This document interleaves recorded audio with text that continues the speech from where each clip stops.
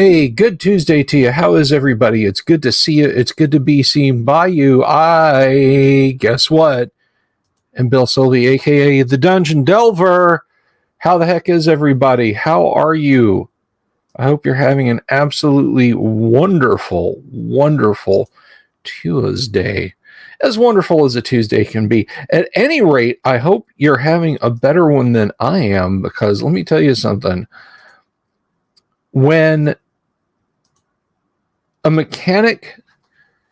the words $4,000 comes out of a mechanic's mouth, it's never good.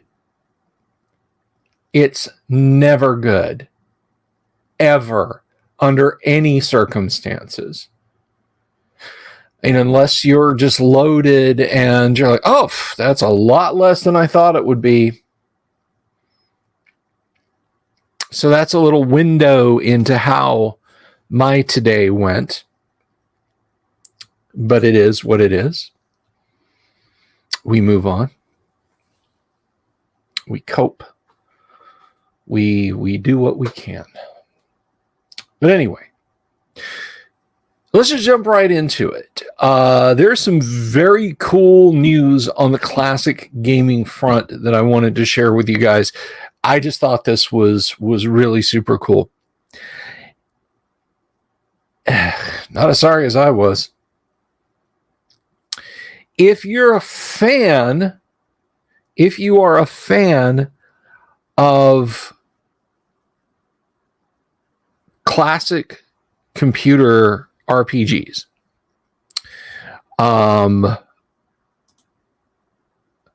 and I mean classic, you've got to be a grognard. You've got to be a CRPG grognard. I don't mean, yeah, I've got Skyrim and 10 whole mods for it. Oh, I have been playing computer role-playing games for a long time. I started with Oblivion. I'm not gatekeeping. I'm just saying it. The CRPGs are probably the first hardcore dedicated form of computer entertainment, not just passing Twitch game. We all know the first computer game that existed, of course, was a Pong game that ran on an oscilloscope back in the 1950s. Table tennis, it was called. But you go back to the 70s, and there's Rogue, Angband, all of its spin-offs. One of the landmark series of computer games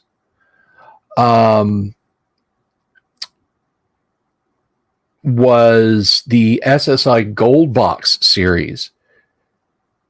They kicked off Dungeons and Dragons storming into the PC arena.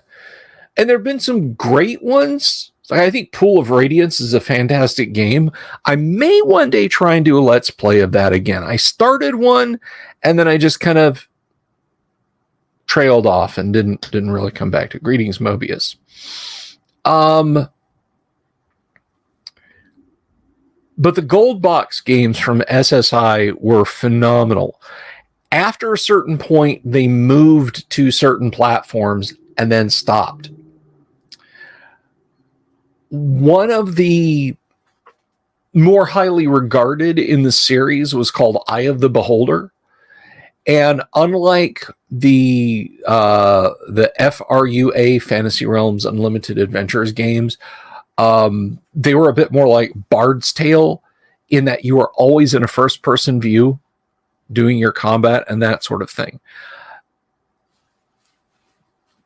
A programming team has gone through the effort of backporting that game in beautiful, beautiful detail to the Commodore 64. It was meant for PCs. It was meant for 16-bit systems, and somebody recreated it for the Commodore 64. I don't mean like a jokey, low quality sprite. I mean, this looks like it looked on the PC when it came out. So check that out if you like vintage RPGs. This looks like something that SSI would have desperately tried to accomplish. But vintage computer games, it's like new computer games, you see guys taking systems that have lain fallow for literally decades, and they're churning out brand new top quality games. And this port of SSI's Eye of the Beholder, again, this is a game that was targeted at 16-bit systems, PCs, Amiga, so on and etc. And just over the course of a couple of years, a team worked to backport it to a Commodore 64. 39 kilobytes of memory having Commodore 64. It is Eye of the Beholder, SSI's Eye of the Beholder. But the Sega CD has tons more horsepower than Commodore 64. I think a Sega CD runs at like 8 megahertz and has like 256K of RAM or something crazy like that. It is a seriously not messing around level of specification. But anyway, so that is very cool news, and I thought I would share that with you guys. I just gotta share the StreamYard with my players over there so they can get in. I just thought it was cool news, and I would share it because it's classic new role-playing game stuff. Now, speaking of other cool news, folks, 5 people have signed up for one of these little jewels right here. Let me see. Sorry about that. The buttons are too close together. Let's try that. There we go. So 5 people for, of course, the great devil face. You can use it on your tabletop to scare the living hell out of your players.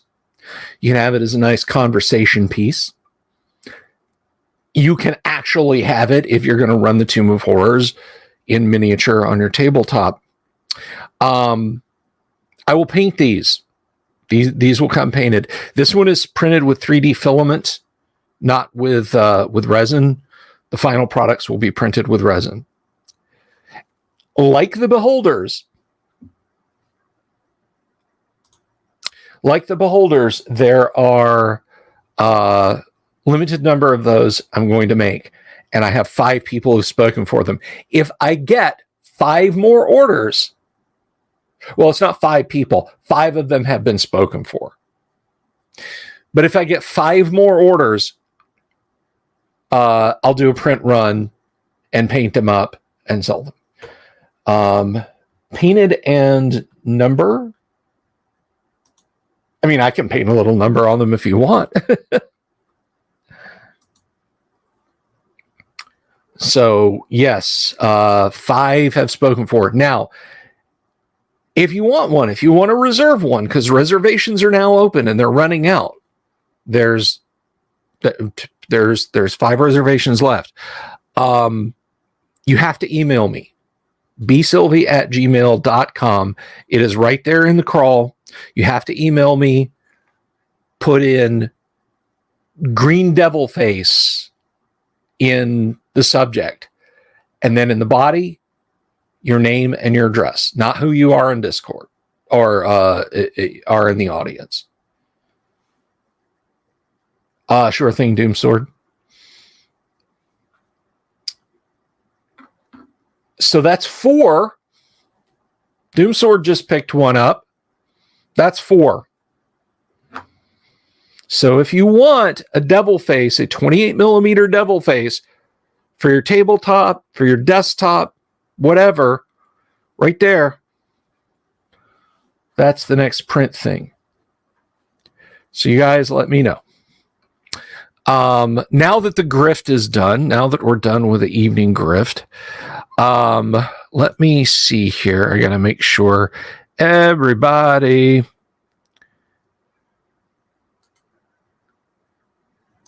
gets the invite. Everybody who's due to get the invite gets the invite. Let's see, Doom Sword. Whoops. I'm all thumbs today with the technology. Mobius is waiting on owlbears. Mobius says he's waiting on owlbears.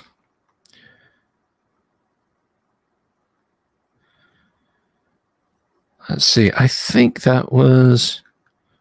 I don't see...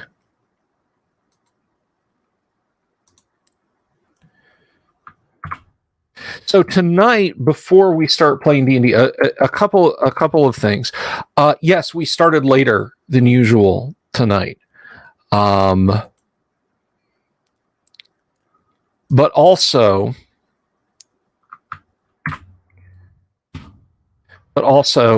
we'll probably switch to starting at 8 and then playing D&D from like 9 to 11 or 9 to 11:30 or something like that. Greetings, Tunkatod.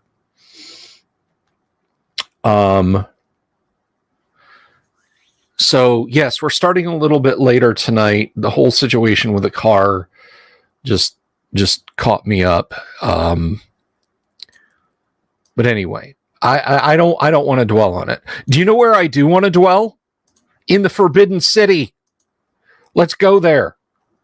So we're going to look at this module. This is our deep dive. This is our deep dive. Ian, you going to get in on the Green Devil face too? Got to let me know. It's not an incredibly deep dive because I don't know a huge amount about dwellers of the Forbidden City, not in the Forbidden City. So let's go ahead and take a look. Let's go ahead and jump in. I'm going to add this to stream. There we go. So this is Dungeon Module I-1, Dwellers of the Forbidden City. This is by Dave Cook. It is character levels 4 to 7. Really the sweet spot for like a pickup AD&D game. Character levels 4 to 7. What do you guys think? I think that's the sweet spot, personally. We have some striking cover art by Errol Otis, but then I could have just said we have some cover art by Errol Otis, and the striking would have gone with it. We have a giant frog attacking a dude. He's already got his arm. And then one of the giant frogs is being blown to bits by a gnome casting a spell. And now let us read the blurb. Somewhere in the heart of the steaming jungle lies the answer to the whispered tales, rumors of a magnificent city, and foul, horrid rituals. Here, a brave party might find riches and wonders, or death.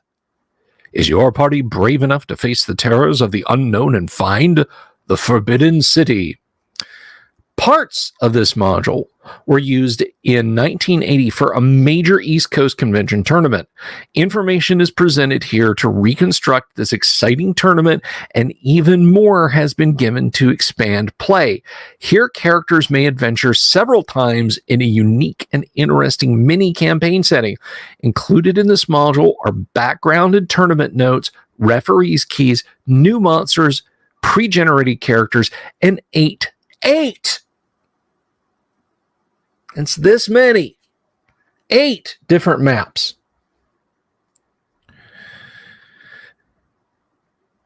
So let us continue on with Dwellers in the Forbidden City. We get some great Errol art on the front. We get some great Errol art going in. Now, let's pump the brakes for a second. I know with a lot of these tournament modules, and the modules in general, I talk about pastel covers and print revisions and rarity of versions. We are coming in the front door on this. We're coming in the retail customers' entrance for Dwellers in the Forbidden City. I don't have any specific deep lore except what we got from TSR. Except what we have from TSR for this module. So we're going to be kind of taking the casual approach. Casual. Parry this, casual. We're going to be taking the casual approach to Dwellers of the Forbidden City rather than the whole deep lore, Dave Cook had a cold. He was eating chicken soup. He spilled some on the paper. He said, oh, that looks like a good map there, and drew around it. Nothing like that. We've just bought this module at the hobby store. We've peeled the shrink wrap off. What you guys are seeing is what I am seeing. Again, no special knowledge. Although some notable names will pop up in the credits when we get to that point. So we have this delightfully lurid picture from the great Errol Otis. A recitation of the cover blurb text.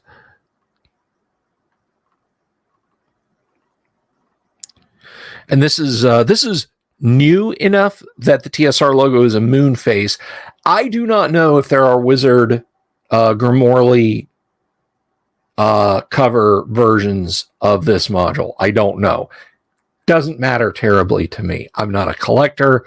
I'm a gamer.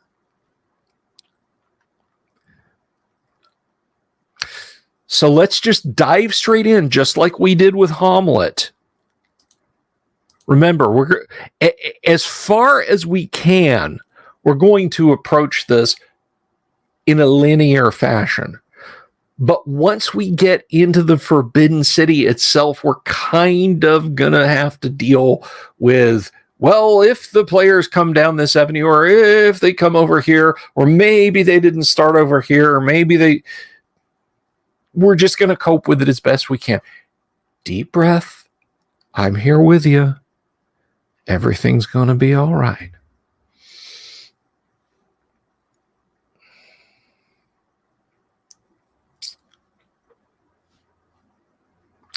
Well, when I say sweet spot, Jack, I mean, players can survive a stab from a goblin spear and keep going, 2 or 3 even, and potentially keep going. It's like magic user casts a spell, cleric casts a couple spell, fighters get nicked up. It's not the end of the adventuring day. 4th through 7th is a great time for that. You get some cool magical spells and lots of them compared to the lower level times, but it's not world-ending amounts of magic, right? So that's what I mean when I say 4th to 7th is the sweet spot. 8th through 10th is fun because you're like ultimate power, ha ha ha. 11th through 14th, that's when the Dungeon Master breaks out a copy of Tomb of Horrors. You agree with all that I say? Very good. See that you do. All right, so let's get into the module again. Advanced Dungeons and Dragons Dungeon Module I1. Woo! Dwellers of the Forbidden City. Now, I do want to point something out. I have I1. I know of I2. And of course, I know through I3, 4, and 5, and I6. This is the only I module I currently possess in both physical form and PDF. People have asked me if I will do Desert of Desolation, which is I3 through 5. I, no pun intended, don't have them anymore. I mean, I could just as easily get, I don't have a tournament copy of Ghost Tower or of Forgotten Thars or Lost Sojcanth or Tomicon, but I have featured them on before, so we'll have to see. What level can a fighter solo dragons? Depends on the dragon. Depends on the fighter. Could be never. Bring me an 8th level fighter and bring me a hard, huge ancient red dragon. Nope. For several months, possibly even years, there have been reports of banditry in the jungles to the south. Merchants carrying precious loads of rare goods from the jungle lands have been waylaid, their goods taken, and their men captured or killed. Even then, those who survived these raids had to face headhunters, brain fever, giant leeches, cannibals, and leopards. Few men ever returned.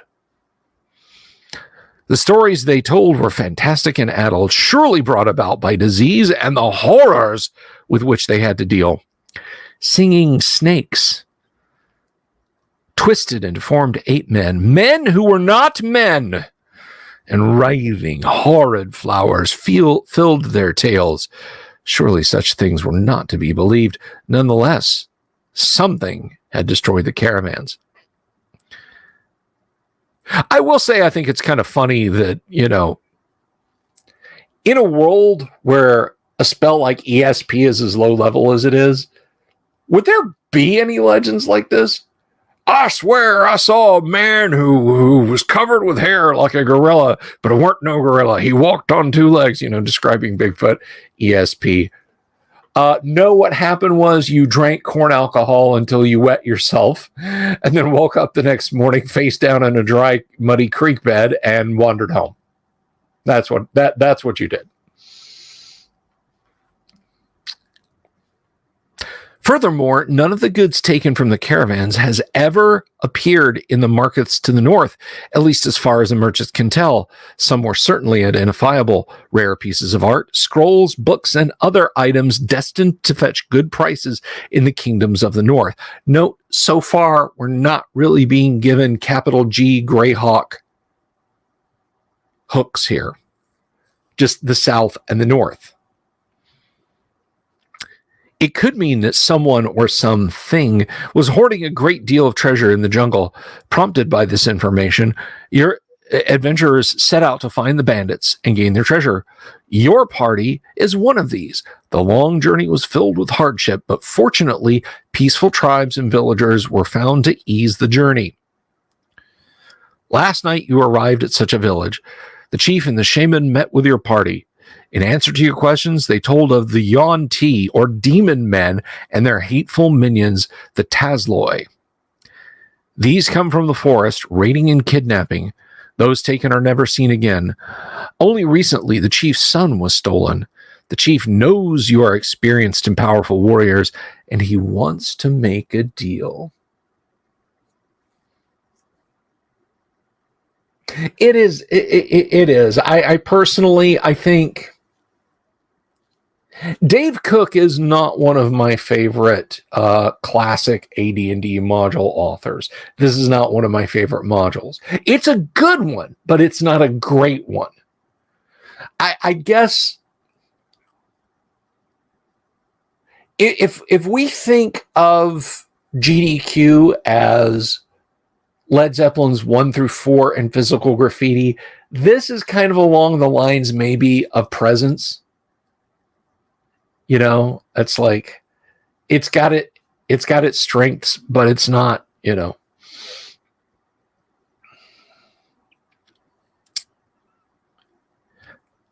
Notes for the DM. And here we get a little history. Here we get a little bit of background. Dwellers of the Forbidden City was used as the AD&D tournament at Origins 1980. Although not presented here as a tournament module, some information has been given on how to use the module for tournament play, along with suggested characters. For more information on the tournament, see Tournament Notes.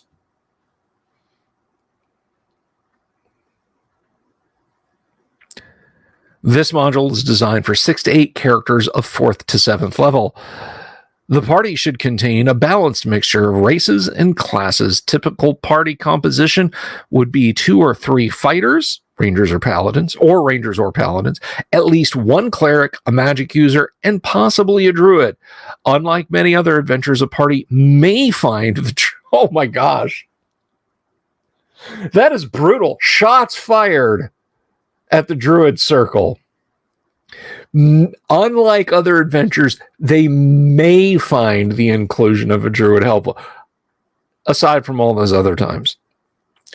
Many of the encounters involve plants or jungle settings where druid's particular talents may be brought into play, as opposed to every other AD&D module that involves anything that is not in a dungeon and some stuff that is in a dungeon. The party should possess somewhere between 35 and 45 levels of experience. All members of the party should possess 1 or 2 magic items, such as a scroll, potion, weapon, wand, or ring. So if you're genning up characters from scratch, and you really don't have to because there's a roster given in the back of the module, but if you're genning them up from scratch, I recommend Appendix P in the Dungeon Master's Guide. It is the last appendix in the Dungeon Master's Guide, generating a party, hence Appendix P, on the spur of the moment. And then you have percentage chances to have particularly useful magic items. If the DM wishes to place this module in his or her campaign, it is suggested that only the background dealing with the general events be read to the players. Information covering the journey in the jungles and the events at the village should not be given to the players in a campaign, although it may be used as the basis for an adventure or series of adventures. To aid players in finding the city, the DM should allow an informant. My mouse pointer, there it is.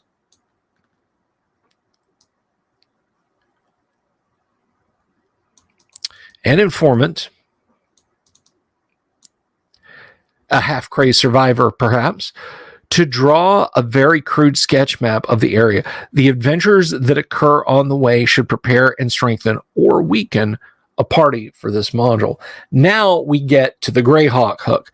Set deep in a tropical jungle, Dwellers of the Forbidden City is located on the World of Greyhawk map in a small group of unexplored and unmapped mountains south of the Peliso Swamp in Hepmonaland.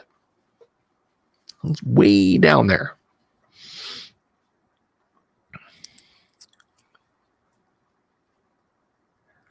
If the DM wants to allow it, players may ask questions of the chief and the shaman before beginning the adventure.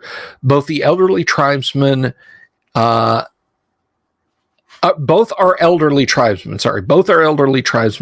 are very familiar with the jungle around them, except for the immediate surroundings of the Forbidden City. The shaman will explain with great seriousness that the city is the place where the ghosts of their dead enemies live. To go there would result in the loss of a tribesman's soul. Therefore, to prevent the evil spirits from destroying the tribe entirely, the shaman has continually kept the tribe building larger and more powerful spirit poles, which are set at various places throughout the jungle. Since these are often destroyed by natural forces, the inhabitants of the city, the tribe's main pastime is building new totem poles. Currently, they are just finishing the largest one ever built, almost 100 feet tall and very ornate. However, they have not yet solved the problem of getting it to the location the shaman desires. Naturally, the shaman will not tolerate any questioning or mocking of his ideas and will refuse to cooperate with any who do. The chief will be somewhat amused by any disputes over the shaman's ideas. He will attempt to drive a hard bargain with the adventurers since he has almost nothing to offer. Once an agreement has been reached, he will supply guides to lead the party to the location of the Forbidden City. Now, here, in my opinion, is a great hook. Remember, we're not dealing with a rational, humanistic, scientific universe here. I mean, some people have their world of Greyhawk as geocentric. The sun is literally a small burning ball that circles Greyhawk, a couple 100 miles up. And they go into the whole crystal spheres. I don't quite go that far, but yeah, magic is definitely a real thing. I think you as a DM could have a lot of interesting adventuresome opportunities with the spirit poles actually doing what they're supposed to, actually functioning as turn undead or protection from evil, or for specific types of creatures functions as a symbol of fear. but as a matter of faith from the tribesmen. Like if they stop believing, they start losing power. And if these flash gits show up and they start talking about that ain't real, you know, fireball is real, cure light wounds is real, it could lower the party's faith in it, or lower the tribe's faith in it, and have far-reaching repercussions. I think you should do something like that.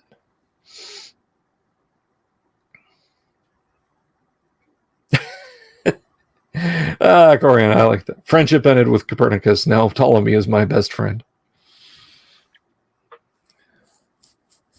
Can I get a vote for steady state? The heck with that Big Bang nonsense, too, while we're at it. The land in the area surrounding the Forbidden City is a dense, hilly, almost mountainous jungle. Trees grow 100 to 200 feet high and are draped with lianas, orchids, ferns, and moss. More ferns and fungus grow heavily on the jungle floor. Streams cascade down the slopes to fill swampy areas in the valleys. Snakes, birds, spiders, and insects populate the area. It's Florida. I mean, except for the mountains.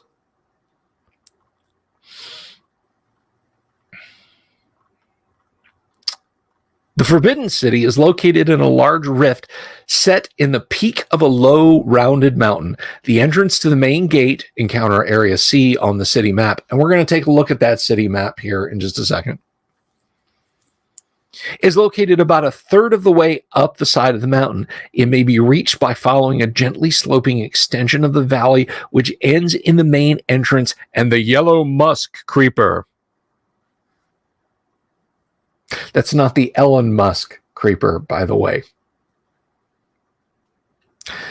The forgotten entrance, encounter Area A, is halfway up the mountain, hidden in thick jungle growth. Damien says, that or you give the tribal shaman something akin to cleric magic, something tied to the totems. Yeah, I mean, a shaman in an AD&D game is a cleric.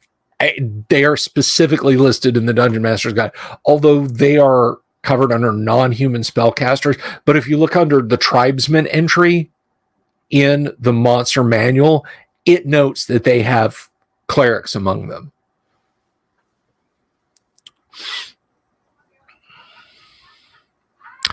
The rift is enclosed on all sides by steep cliffs. These are out of crumbling rock and lean inward in many places. All ground out to 100 yards from the top edge of the cliffs is clear of trees. Only stunted bushes and tall bamboo cane grow in this area. These plants form a thick barrier around the cliff tops, and movement requires chopping or tearing a path. Within 5 feet of the cliff edge, the density of the undergrowth diminishes and movement is normal. Let's see, the cliffs are 400 feet tall. From the top, the characters will be able to look down on most of the valley, normally be able to see treetops, major buildings, the swamp, and some signs of activity. Exactly what creatures live in the valley and what they are doing will be unclear to the characters unless they have special items allowing a closer view. Eyes of the eagle, willing to expend wizard eye, that sort of thing. A crystal ball, perhaps. But if you're doing this, if you're bringing the characters here, remember the chance for encountering dinosaurs. Let your fantastic world be a fantastic world. Scaling the cliffs can only be done in the marked locations. Thieves and others with climbing skills will recognize the impossibility of climbing in unmarked locations. Okay, let's take a look.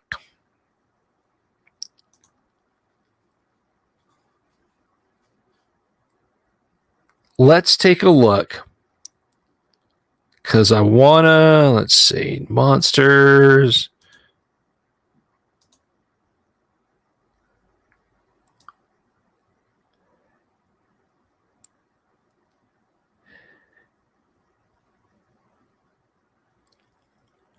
Because I want to show off the map real quick before we get too much later into the evening.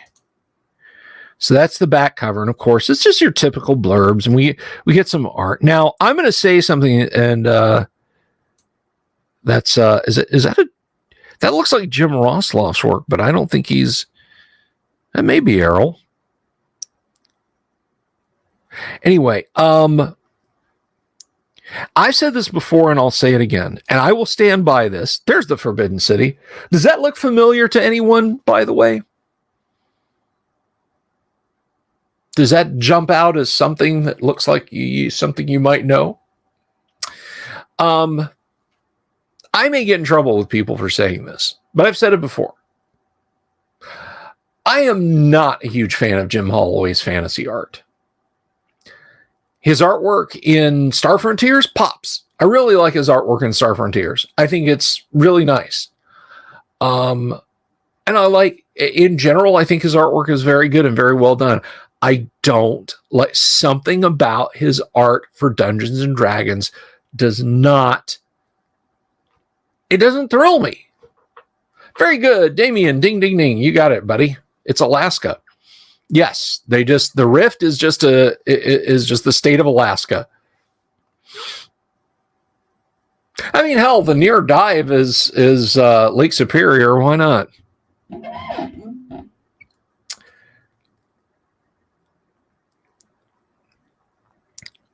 But yeah, Jim Holloway's art, and we saw a lot of his art in S4. He did a lot of art in S4. I'm just not an enormous fan of Jim Holloway's art. It was either a Yonti abomination or it was an Ophidian, and I think there are Ophidians in this. Ophidians are were snakes. Their venom causes you to slowly transmogrify into an Ophidian also. Chaotic, evil, snaky thing. And I think there are some in there. So there is our city map, and we can kind of zoom in and look at some of the places they're talking about. Let's see. You're going to not work. There's some Yonti and some Tasloi. We lost our map. There we go.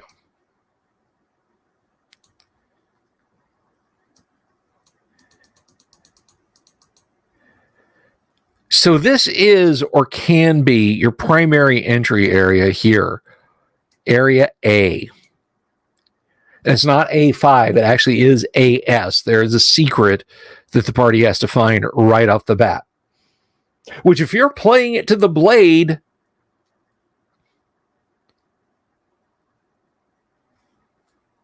or is that A9? Is that A9 or is that AS? I think it's AS. I think it is an actual secret there. I seem to recall that. But anyway, if your dungeon entrance is a secret door and you're playing it to the blade, your party literally may never find their way into the dungeon. Oh, go away. But let's zoom out again and get kind of a. So when I've talked about this being a sandbox, yeah, look at all that city acreage there is to cover that isn't dotted with encounter area notes. There's plenty of plazas and galleries and buildings and whatnot to explore here. You could put the hidden shrine of Tamacon right in or near this city. Just think about that as an opportunity, as a chance.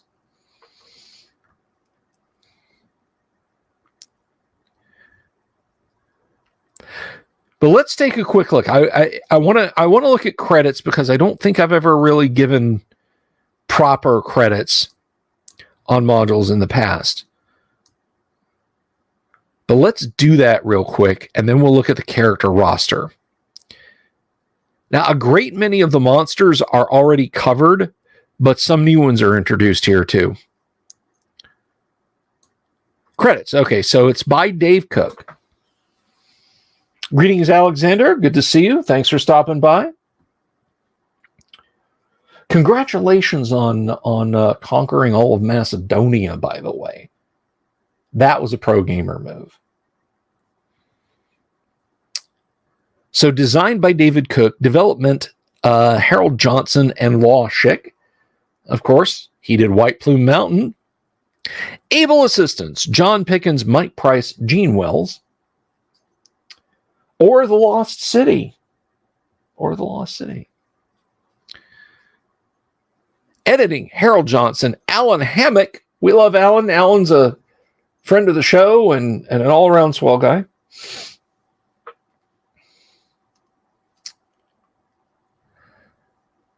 Roberta Riley, don't know that name. Edward G. Sellers, Steve Winter. Art, Jim Holloway. So I thought Jim Rosloff was in the art, was in the artist roster. So James Holloway, Jim Rosloff, Errol Otis, Harry Quinn, and Stephen D. Sullivan. So we'll have to see if we can see any of their works. That is Harry Quinn and Stephen D. Sullivan's. Playtesters, Helen Cook, Alan Hammock, Harold Johnson, Jeff Klinsman, Tom Moldvay, the Tom Moldvay. Tom, I wrote probably the best version of basic D&D, Moldvay. Law Schick, Gene Wells, Skip Williams. Dungeon Minister, I'm hoping you're out there and feel that shots have been fired. Dungeon Minister is a big fan of the BECEMIMOUSE.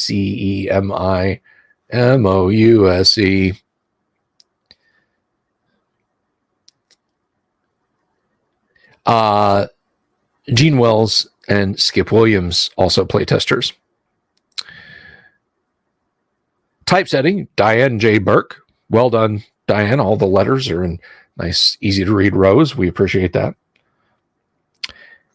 Keyline. I have no idea what that is. If anybody does and they want to tell me what that is, that's fine. Joyce A. Kress, Laura Rosloff, Mary Hendricks. Photography, Joyce A. Kress. Okay, hold on. Hold up. Stop for a second here. I have seen this module enough and read through it enough to know there's not a single photograph in this entire module. What exactly did you shoot photos of, Joyce? You want to tell us exactly what's going on here? How you managed to slip in on the module credits as a photographer for something that's not photographed?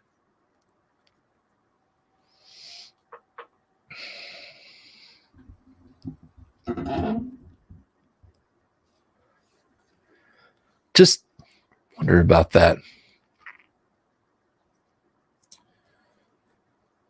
The aboleth. She took pictures of the aboleth.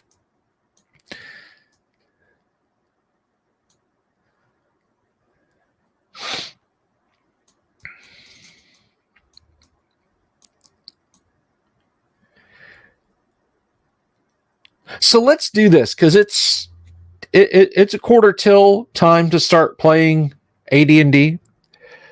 So rather than deep diving into characters, you know what? We're going to deep dive in characters on Thursday. And then we'll get into the module proper after that.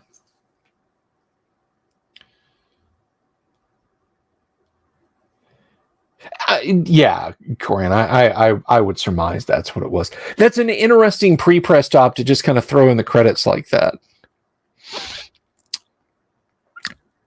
Due to the size of the city, only some of the possible adventures have been described. Those given detail the main inhabitants of the city and illustrate their different ways of life. God, me no speak English good.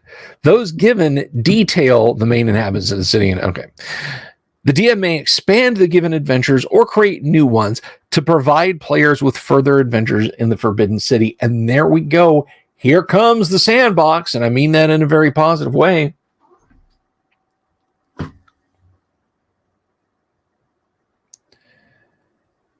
To help the DM in creating new adventures, several suggested reasons for adventuring or backgrounds and adventure ideas are given. The backgrounds give characters reasons for traveling to the city and some ideas of what might happen once they get there.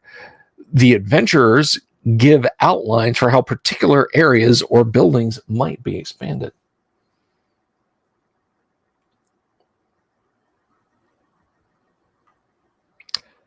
Backgrounds. Revenge. A group of merchants has hired your party to stop the raiding, as explained in the module backgrounds, permanently. Characters must find and enter the city, determine who is responsible for the raids, and destroy that person or group. The characters must also ensure that no further raids occur. This could be done by destroying all the inhabitants, bribery, creating feuds, sealing all the ways in and out of the city, or any other plan the players might invent.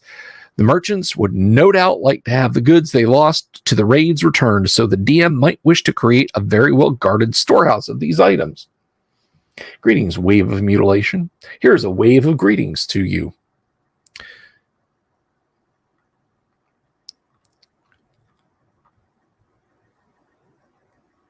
Oops. Come on. Rescue. Many important people have been disappearing from the courts of nearby lands. The people are being kidnapped by the Black Brotherhood, a secret group the DM must create. Could we do the Scarlet Brotherhood instead? And given to the Yonti for safekeeping. In what world is giving somebody to Yonti a safe move? For them, anyway. The Brotherhood wants to help the Yonti by weakening the power of the surrounding kingdoms. First, the characters must discover who is doing the kidnapping and then trace the kidnappers to the Yonti. A group of prisoners would be hard to find, for they are scattered throughout the city. Some might be easy to rescue, while others might be very difficult to rescue. Conquest, a local potentate. By the way, the biggest French fry in a French fry box is the potentator. Now you know that. Has declared that his ancestors were once the masters of the Forbidden City, although there's no proof to that claim. He wants adventurers to enter the city, scout it, and if possible, clear out all of the foul monsters. Defense. A courier carrying important information was recently attacked and robbed while crossing the jungle. Found before he died, the courier told his rescuers of the theft. Since his papers reveal the weaknesses and strengths of a nearby kingdom, the monarch of the land, has offered a reward for the return of the documents. At the same time, the rulers of several other lands likewise offered rewards if the documents just happen to reach their hands first. However, once the characters reach the city, they will learn that an evil army is being assembled to attack all the surrounding lands. To save themselves and others from slavery, the adventurers must try to prevent this attack from occurring. The players must defeat or join other parties also after the stolen documents. How they do this is left to the players and the DM. And then we have a whole bunch of adventure hooks. Well, we have 4.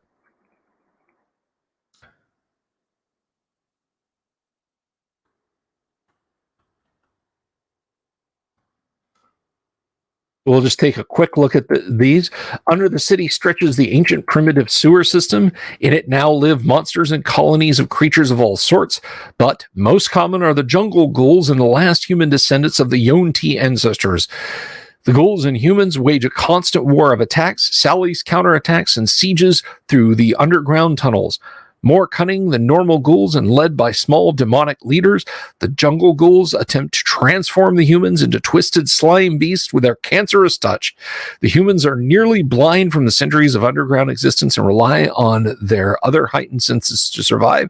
They hate those who bring light, worshiping the kindly god of darkness who drives away the demons of light.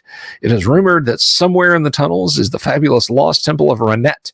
The temple is there and is guarded by the giant snake queen.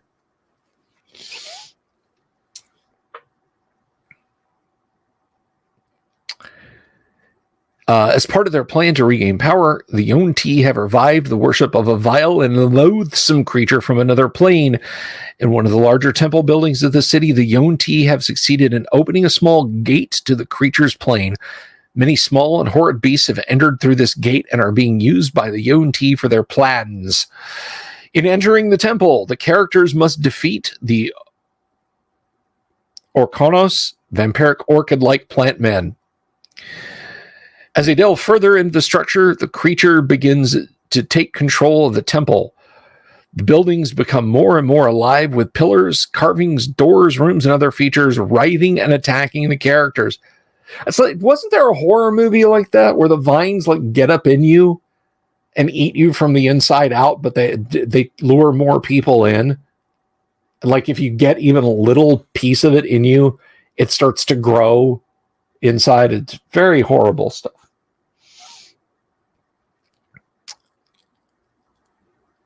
But anyway, finally, after several dangerous encounters, the characters reach the gate in time to see a huge tentacle slithering through it. I've watched enough hentai to know where this is going. The creature must be driven back and the gate closed.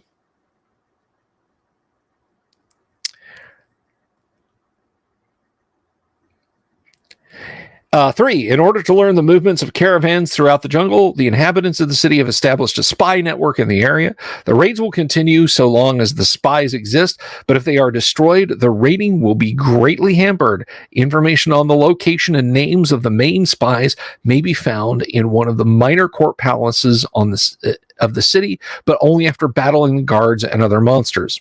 Guards and monsters? The agents are were-rats posing as human in the nearby towns and cities. The characters must track them down and stop their activities. However, before they can find all the agents, the were-rats are warned. When the characters arrive in a major city, were-rats cunningly frame one of them for the murder of an innocent child. Oh my God, the railroad. The railroad. It's real. The ruins. Thank you, Awig. That's it. And finally, number 4. While rescuing several people held prisoner by the Yuan-Ti, the characters pursue a group and their hostage into a long-forgotten passage. Threading their way through a maze-like tunnel, the characters encounter numerous strange beings, hostile and friendly. These include otyugs, fungi-encrusted intelligent skeletons, and blood-draining snakes. After passing through a misty tunnel, the characters find themselves in the lair of a large, intelligent humanoid bats.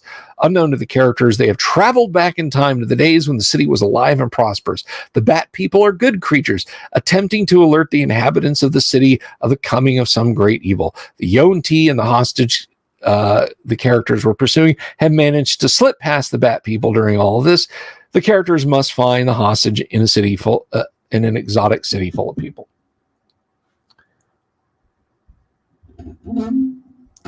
So those are hooks that you can throw at your party for adventuring in the city, other than just, hey, you go there and you find it and you adventure in it. So tomorrow we're going to dig into the player character roster and look at some of these. We're gonna deep dive on into that. And that's going to be a lot of fun. Luther Pendragon, good to see you. Speaking of things that are fun, one thing that's fun that I like doing is having, lights, food in my refrigerator, stuff, buying stuff to show to you guys, keeping the little printer going, and all those sorts of expenditures that come along. And there are some folks who contribute as you can. Right down there. Buy me a coffee.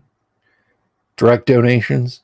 Subscribe on Subscribestar or on Patreon. But there are some folks who do that, and I want to take a moment, like we do, to thank them.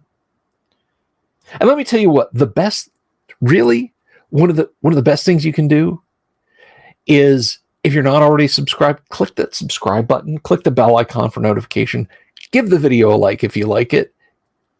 You know what to do if you didn't. But all I ask is that you leave comments underneath and let me know what you liked and disliked so I can keep doing it and adjust it accordingly as best I can.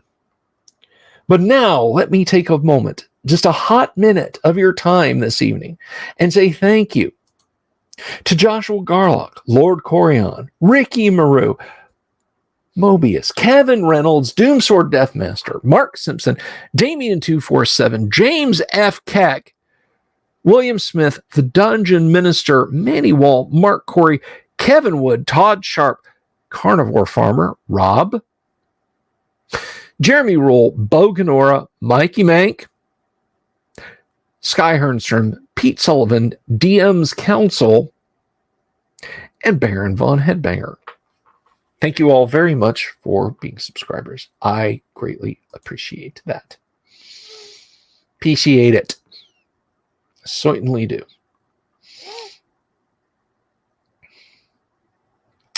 Please consider throwing a live cam on the resin printer, doing one of those walls or other future prints.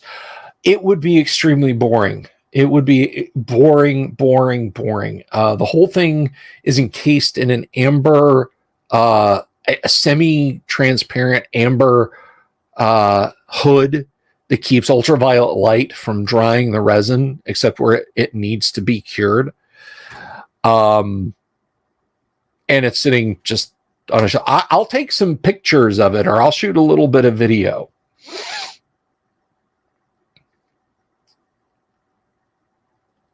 Bill singing, then you woke up screaming, as you are wont.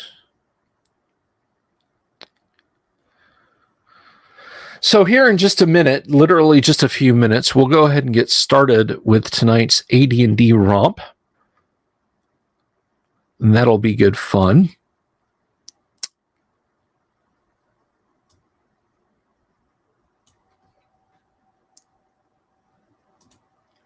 We are waiting on a couple of people here to get going.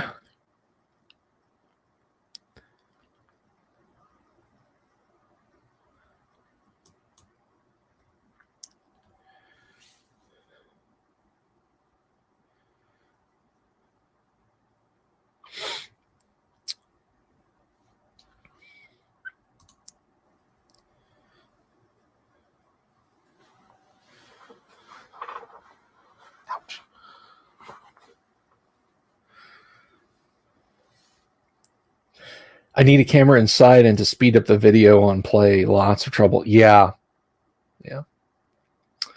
A bobblehead of me. A Funko Pop. A Dungeon Delver Funko Pop. Would you guys buy if I could make a Funko of me? Would you guys buy that? I'm thinking about merch in 2023. I'm thinking about show merch, like shirts or pint glasses or something like that.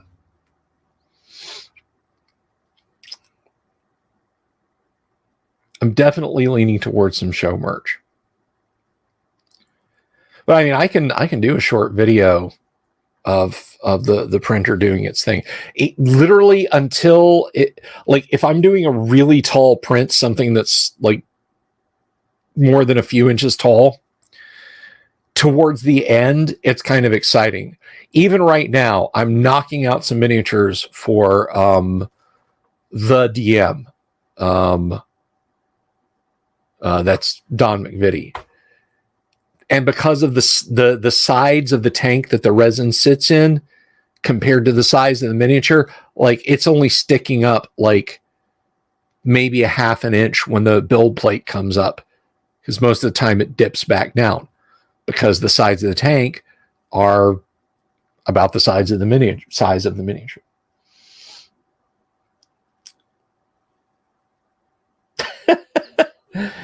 Would the Funko Pop hold the D20 or the Monitor Crab? I don't know. I honestly, I don't know. I'm not sure how I would do that. So we have, I see my peeps. I see my folks waiting in the wings there. Let me check something here.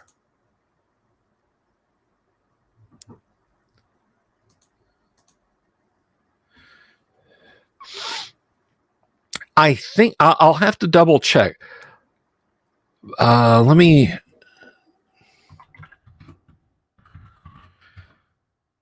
Look at something here.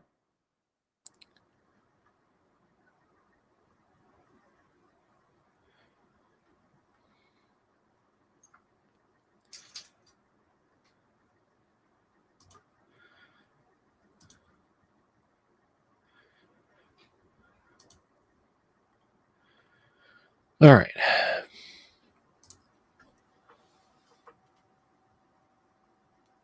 And yeah, the supports would make it look janky.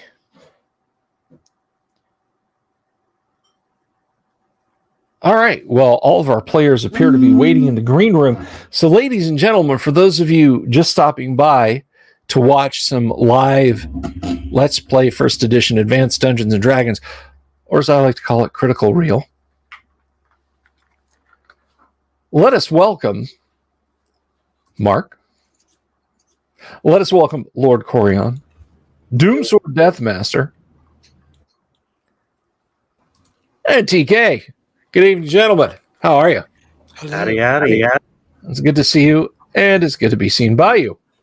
Hello. So, there they are, our intrepid adventurers. And when last we left off, you had done some leveling in the city of Greyhawk, yes? Yep. Some people had, yeah.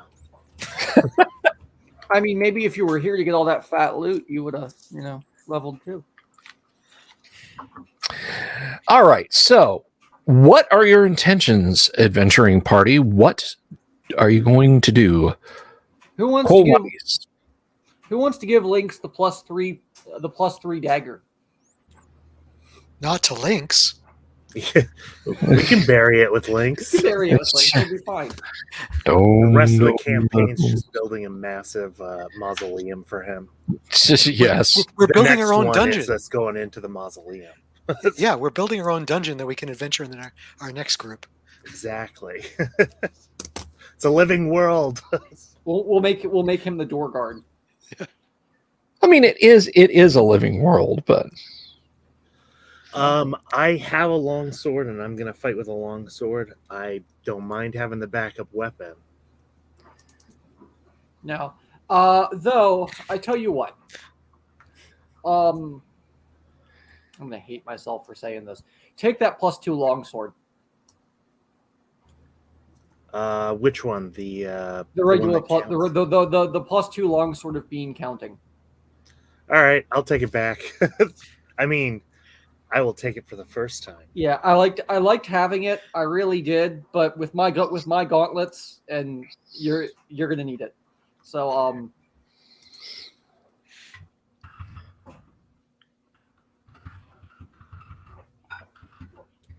Awesome. All right. Well, thank you. Let's go get Jeff killed.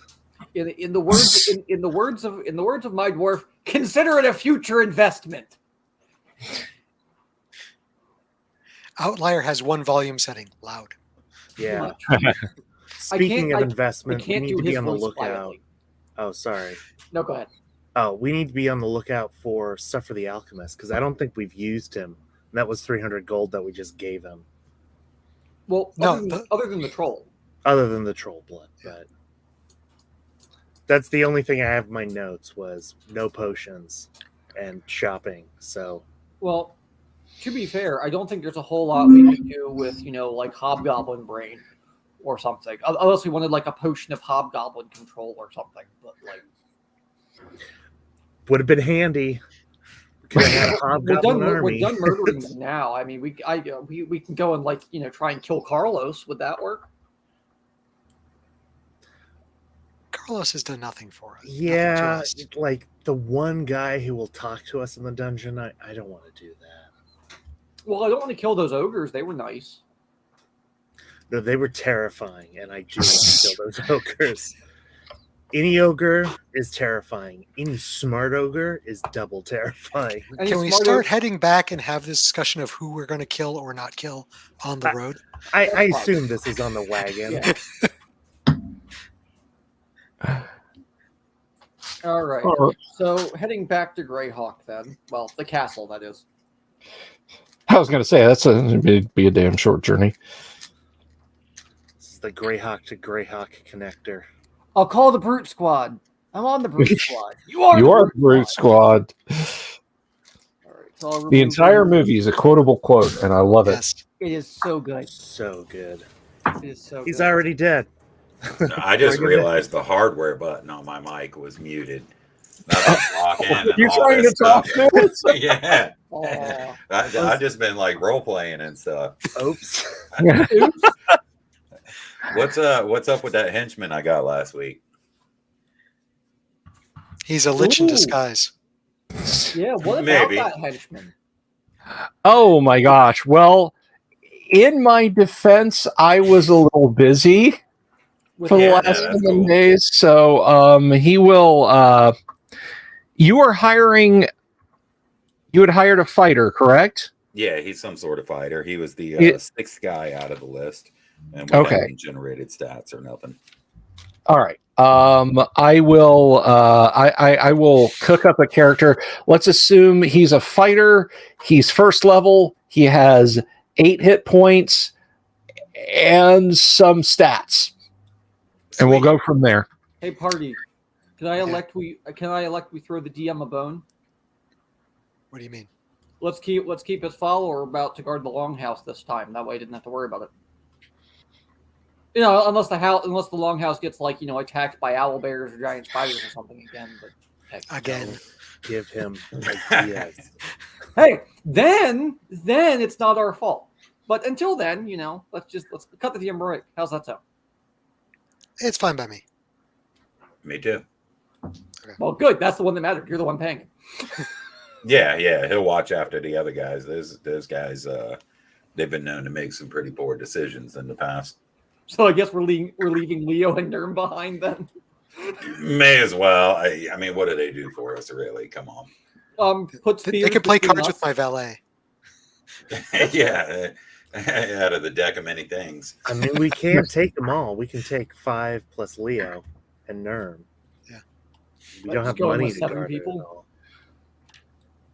Yeah. As long as they don't run. Okay. Oh, that's why we keep. I them mean, back. I'm fine That's with right. I'm fine with taking. No, I remember their job. Their job is to run away with the pay chest. That's why we keep it back. Okay. that's Hey, we play to their strengths. We knew they wanted to run away. We let them run away. We just track them down later. It's all good. hey, that's good. That's good. All right. So on your journey back to Castle Greyhawk, you really don't have any interesting encounters unless you want to go storm into a herd of wild bison and attack them for a reason, or likewise some antelope. But otherwise, you don't see anything along the way. It's another moderately quiet evening at Last Chance Inn. It's a warm, late summer evening when you arrive there. Assuming you depart in the morning, you're not doing anything in particular, anything special. Correct. Yeah. All right.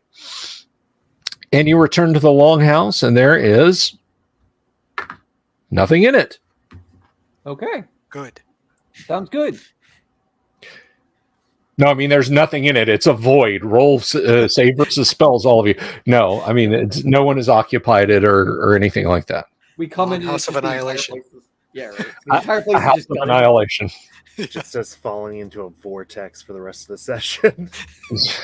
Who here has seen Men in Tights? I keep expecting us to show up, sit down, and have the whole longhouse just get dragged out, like in the second scene of Men in Tights.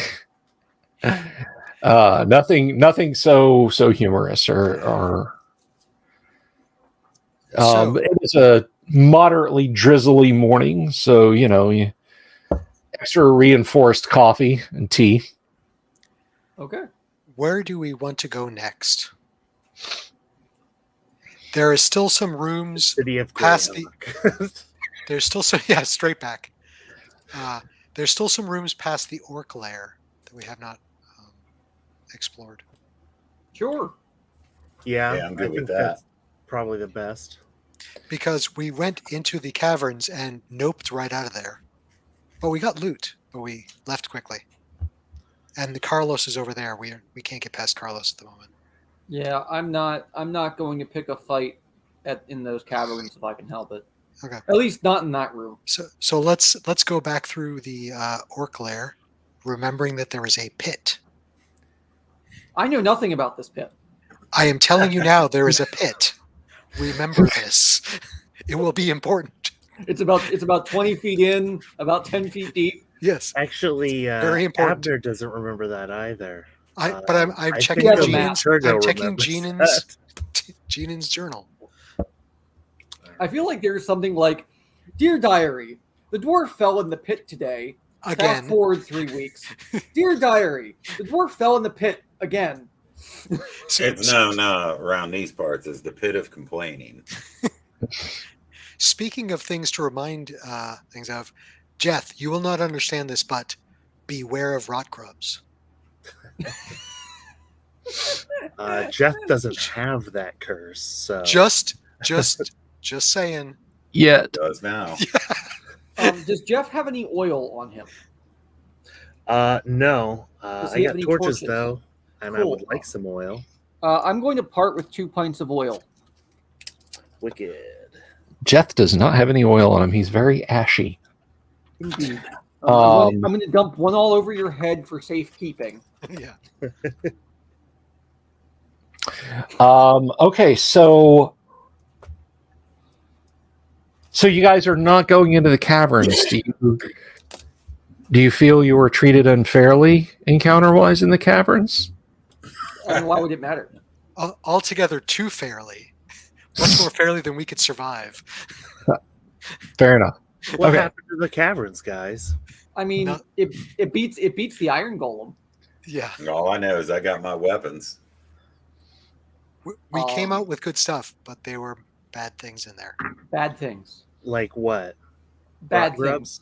Bad things. That was just one cavern. There are many caverns. Bad things. All the treasure that could just be lying right around the next corner. Bad things. So it would be assumed that those undead would stay in their My place, co-host. correct? And the wizard had managed to web them off. Perhaps we could web them off again and Yeah. explore the remainder. If they crawled out of that crack and crevice, there's nothing stopping them from wandering around. Oh, I don't know, maybe a priest. Not this priest. But you're much more priesty now. My God was fortunate enough to be with me at that moment. And rather, I was fortunate enough to have him backing me, because without that, we both would be dead. So the answer is no. Okay. you don't have faith that he'll be Fair there enough. again? I do not wish to test my luck. I'll put it that way.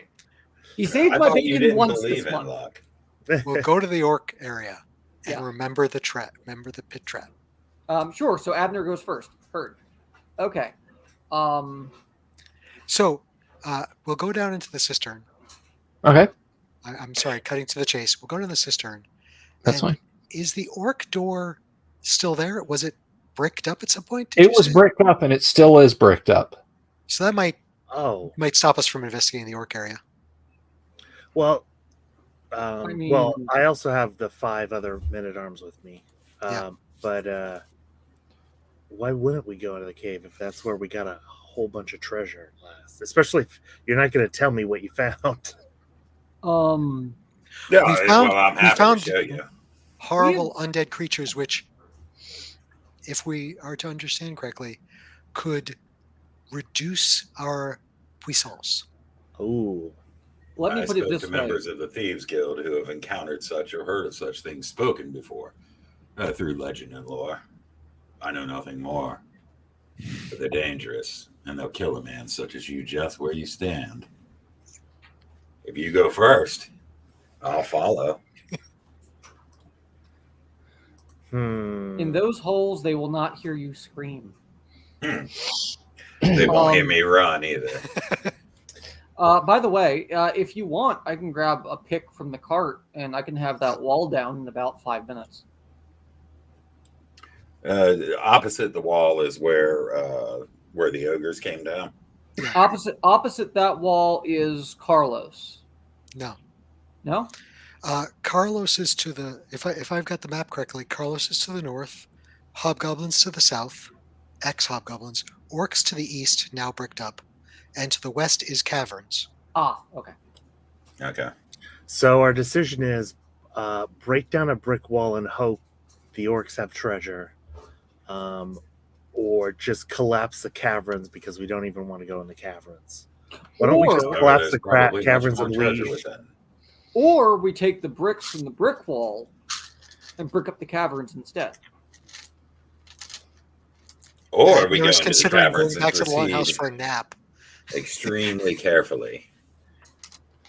No, After all, we know what's in there. weren't there rooms past the hobgoblins as well, though? I believe we researched all the places of the hobgoblins, including the back door. Okay, so there was that little cross-section place that we've already searched. Okay, good. I believe so. Okay, But there is further stuff beyond the orc area. sure. All right. So you want me to grab a pickaxe and get to work? Sure, Yeah.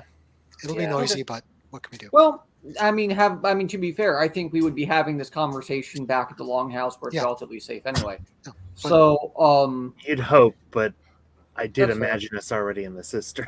So what did I. do Me we too. have on the cart specifically? We got a couple of shovels. We might have a pickaxe on there, but I figure with some iron tools and the Do we have a sledgehammer?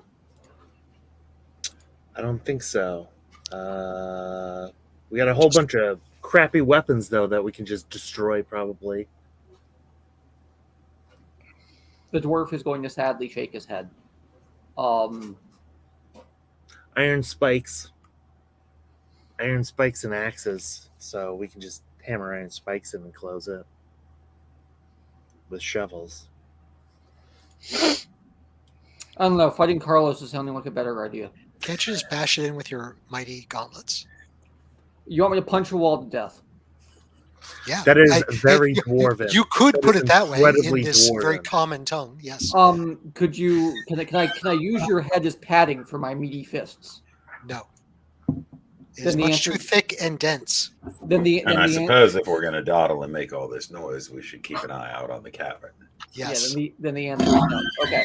So then, DM, Yes. banter aside, before we head into the dungeon, I would like to secure a stout battering ram. Whether it is cut from a thick tree limb or what have you, is that possible? Yeah, you can take you can take a few turns and hew a tree down, and then another few turns and cut off all the branches, hack it down to the appropriate size. That's fine. Can I cap the end with iron? You don't really have any ironmongery tools with you, I don't think. Yeah, we have some spare trash that I'm willing to get rid of, and a small hammer or even just the back of an axe will do it.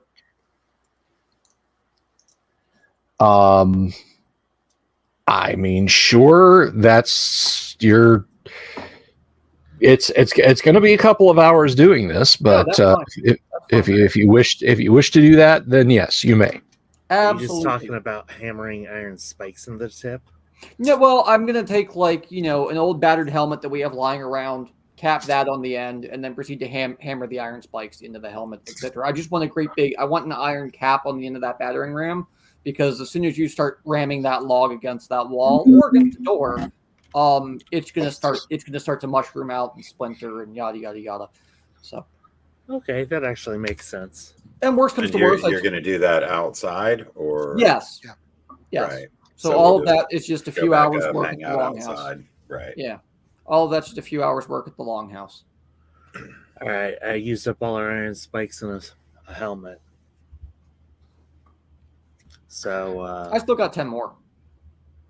oh yeah. But let's drag that down then. Yeah, absolutely.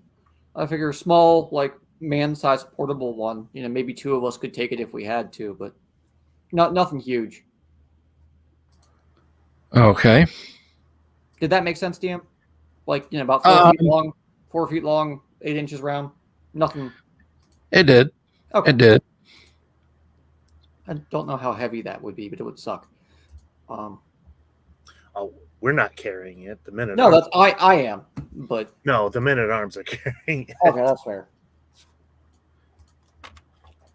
All right. Well, I imagine if Jeff's a veteran, he's a little bit of like a sergeant or something. Just sends him on stupid quests because he feels like it. all right. Well, let's see how bad of an idea this is. DM, I would like to once we are in the cistern. I guess I'll go down first. Is there anything untoward in the cistern?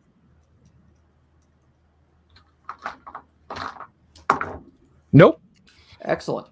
Then once everyone is down, I would like to proceed to apply the battering ram to the brick wall. Okay. It crashes against the brick wall. Now, it's been weeks since you guys, or possibly even a month since you guys have had anything to do here. This mortar has had a chance to set and season. Oh, yeah. This is a pretty sturdy stonework insofar as orcs do, and you're not sure what it may be backed up with, but you proceed to bash on it. Well, let's have a look. Let's find out.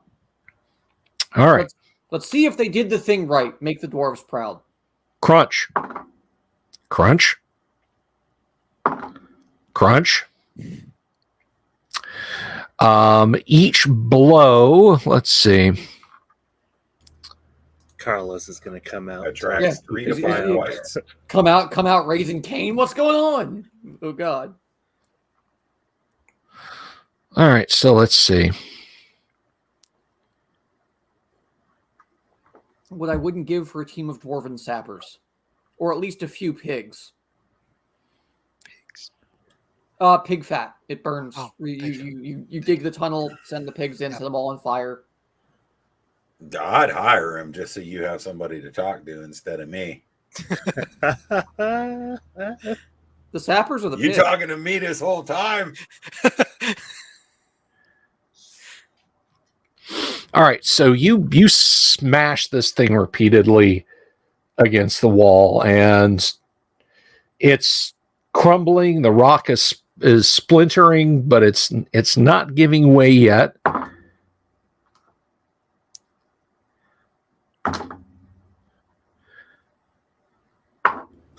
There are actual rules for digging works like this. So let's see. And I've seen Gary in stuff say it's like you need 3 1s and a D6 to break down the wall or whatever as well. So I've seen those as well. Okay. So 10 minutes goes by, and you have caused the stone to crack. The overall thing doesn't look like it's giving way, but you have you have made an obvious visible effect on it. The helmet, if you ever wanted to use a helmet for anything again, forget about it. Oh yeah, no. That was sacrificial gear. Okay. The log is holding up.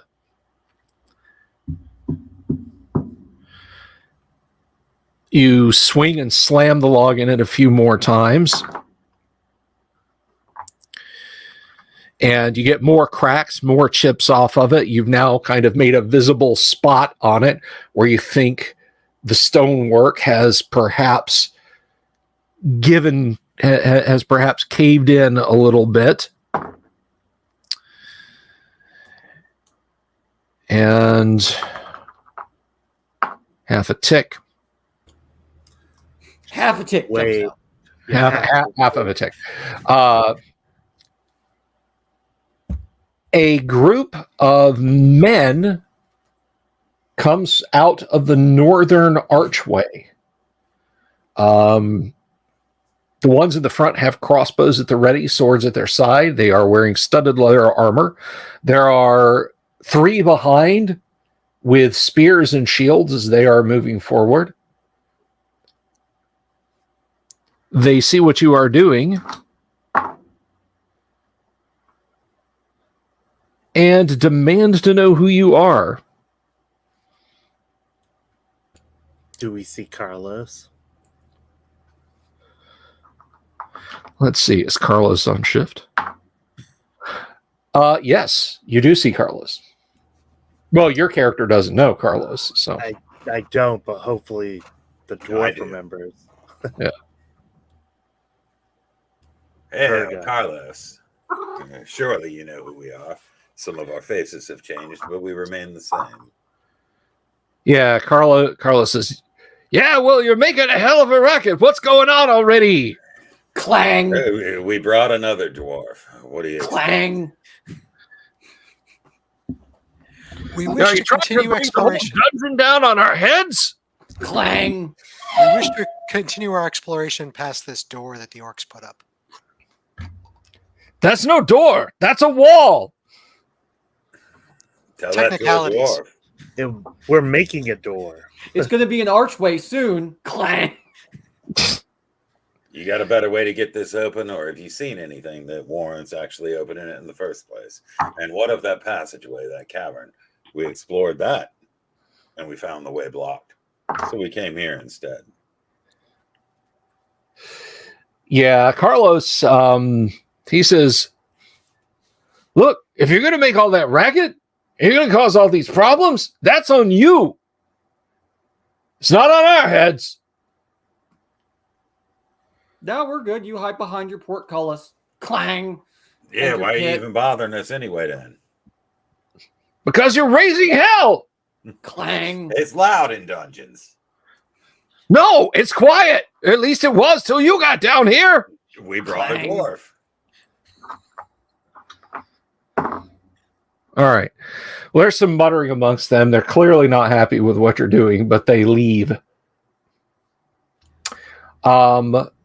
We'll leave an I'm amused that apology Turgo card or uses something. "we got a dwarf" as the excuse for all the noise. I mean, It's it's gonna be fair. the excuse for everything. It's very accurate. It's fair. So you've got some cracks and fissures, maybe 3/4 of an inch here. And you're continuing to sledge away at this. Pretty much. I have exceptional strength if it helps. All right, so let's see.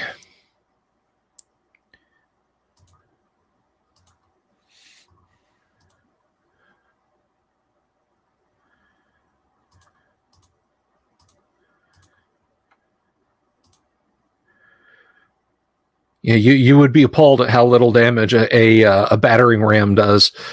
Oh no, I would, but that's okay. It is to a wall and then the door, right? That's not what this is not what battering rams are meant for. But I don't have a team of dwarves with pickaxes, so like my hands are tied. I understand. What was it? When needs must, the devil abides, or something like that. Okay, so this goes on for 40 minutes. 4 turns. It's giving me a headache. Everybody's ears are ringing, and the men at arms have got to stop.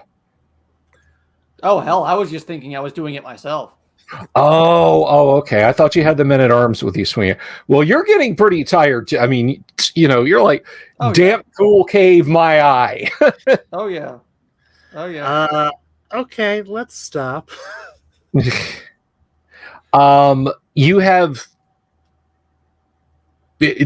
caused a very considerable basically dent in the wall, but it has not given way yet. That's not to say it won't. I mean, at this point, I'll sit the battering ram down and say I'm coming back with a team of dwarves and some pickaxes. Perhaps that would be your best bet. I want to speak with Abner once things have quieted down. What? And, Can't hear you. yeah. He pulls Same wax. here. He pulls some cotton out of his ears. Okay, I hear you now. So Abner, anyway, here's the lay of the land. This is what I know from before you arrived. Okay, that was Carlos. This map that you're following, I've been through all of those places, or at least the majority of them. Okay. Listen, I don't want to do the talking for this group. Okay, I only talked to that guy to get him off our back. Very well. I'm kind of introverted, if you get my point. That's So fine. somebody needs to take charge of this stuff and kind of leave me out of it, if you would. Sounds good. Thank you for letting me know. I'm happy to be the face man. You can't be the face man when you're battering down a door. So That's the problem. you were busy at the time. Yes. You might be pretty now, but that's that about doesn't it. change the way you talk, the way you act, the way you smell. I mean, in theory, it should change all of those things. But at the same time, yeah, I probably still smell like an old boot. But a very pleasant but- smelling old boot now. Exactly. It's like when you find your catcher's mitt you had as a kid. You can't help but just be like, Yeah, nobody else likes that though. So, looking at the wall, any signs of breaking through yet at all? Like in the center where we've been pounding it, or is it just we're just denting a wall of stone? you're basically you're denting it. Ah, crap. Yeah. So Outlier, you get the impression that the orcs actually put some effort into this. Maybe not when they first threw it up, but over time they may have piled more earth and stone behind it. I'm not saying it's that like this is DM Fiat, you can't go that way. I'm just saying that it's not going to be like hit it a couple times with a reinforced log and hey, we're through. It's definitely thicker than just some bricks in front of a doorway. Yeah, Well, and that's ultimately what I was finding out was Yeah. did they just brick this up or No, I'm they willing to call this a victory because they're so scared of us. That's the other thing I should tell you is that I single-handedly wiped out the entire tribe and they were fearful of me. Really? And Abner starts leafing through the journal. Yeah, really. Like, fine, this fine, where fine, I- fine, it's fine. like, wait a The second, guy my who wrote husband that was part journal of didn't that. like me that much. You know, it's understandable. He was jealous. My husband So- was part of that. Thank you. All right, well let's Meh. be So honest here. We need to There's get the out of caverns. the cistern. Or we go into the tower. Oh, God. Or we can take the cavern. Yeah. We know what's there, right? At least some of it. I'm All right. Perhaps we tread carefully. okay. All right. Thief first. Yeah, I would expect such, unless we have an alternative plan. Maybe we light the whole place up. I don't know. What do you mean by light the whole place up? I figured the wizard would know. There are certain common spells that I've chosen not to take because they are just so common. I see. And I think you're referring to one that's a flashy and not very useful spell. Apparently not. But I know nothing. I can walk through the shadows. I would expect you to keep your distance a bit, however. Mm-hmm. Am I And- correct that where we found those deadly creatures was through into the caverns and to the right? There was a small extra section there. It seems like to the left was a place we could travel. I Can we envisioned it was hide to the from left. the dead? Okay. I thought it Might have was been to the right, though. I thought it was to the left as well in a crack. We had to That's squeeze right. through about a 2-foot wide crack or so. Didn't you seal that up with a web last time or something? Yeah, but That's that would not not last. permanent. That would not last long. It was a stopgap Right. to keep them out from us. But Okay. but if I saw guys pouring out of there or something like Yeah. that, I could haul ass back and yell at Exactly. you or something. And, right. Exactly. Well, what do you think? Let's go carefully. All right, I'll do my best to move as silently as possible. In the darkness, using my improvision to scan in both directions. Already. Hopefully, being able to identify anything moving in the shadows, even if it does not give off a heat signature. Okay. You move away from the party and their requisite light sources. You don't hear your own soft boots making any scuffing sounds on the damp sand as you enter the 30 by 30 chamber with its collapsed wall and the still present pool of stagnant water. There's still the slightly ajar door to the north with ripples of muddy sand sort of half holding it open but preventing it from opening any further. And of course, there's the collapsed hallway tunnel before you. Right. And did we actually make out the perimeter of this entire chamber the last time? Yes. Okay. Yes, it's Okay. So it's it is nothing new. no, it is a 30 by 30 room, wall to the west, directly ahead of you is the collapsed entrance into the caverns, and to the north in the corner, on your immediate right as you enter the room, you've got a doorway that is the one that is slightly ajar. Okay. And I assume I'm far enough out of the torchlight that these guys probably can't see me, huh? You would assume. Yeah, I'll go ahead and toss a stone, a sling stone, back in their general direction to let them know that I'm basically alive still, and explore that area up to the north. Alrighty.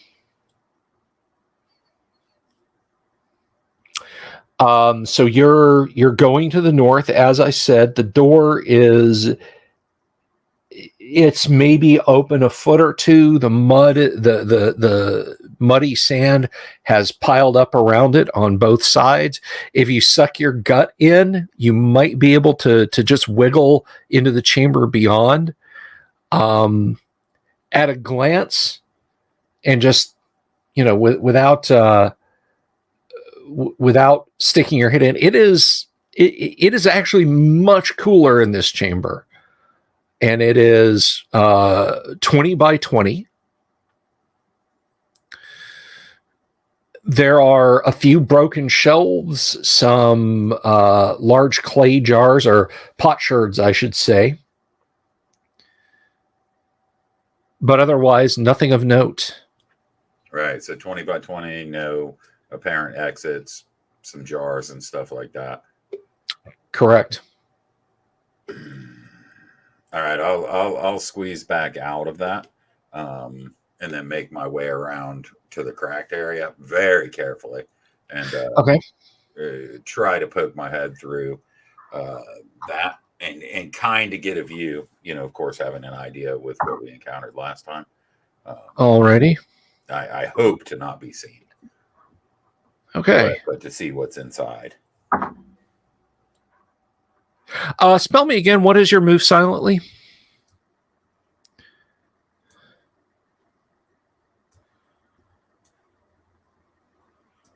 Doomsword. What is your move silently, please? Sorry, I was muted. 55. 55. Okay.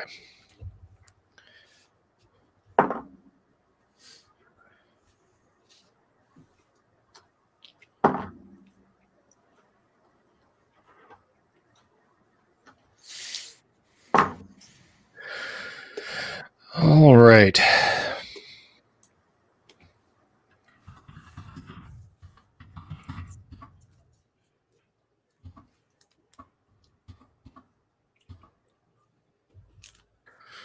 So, as you approach the collapsed wall,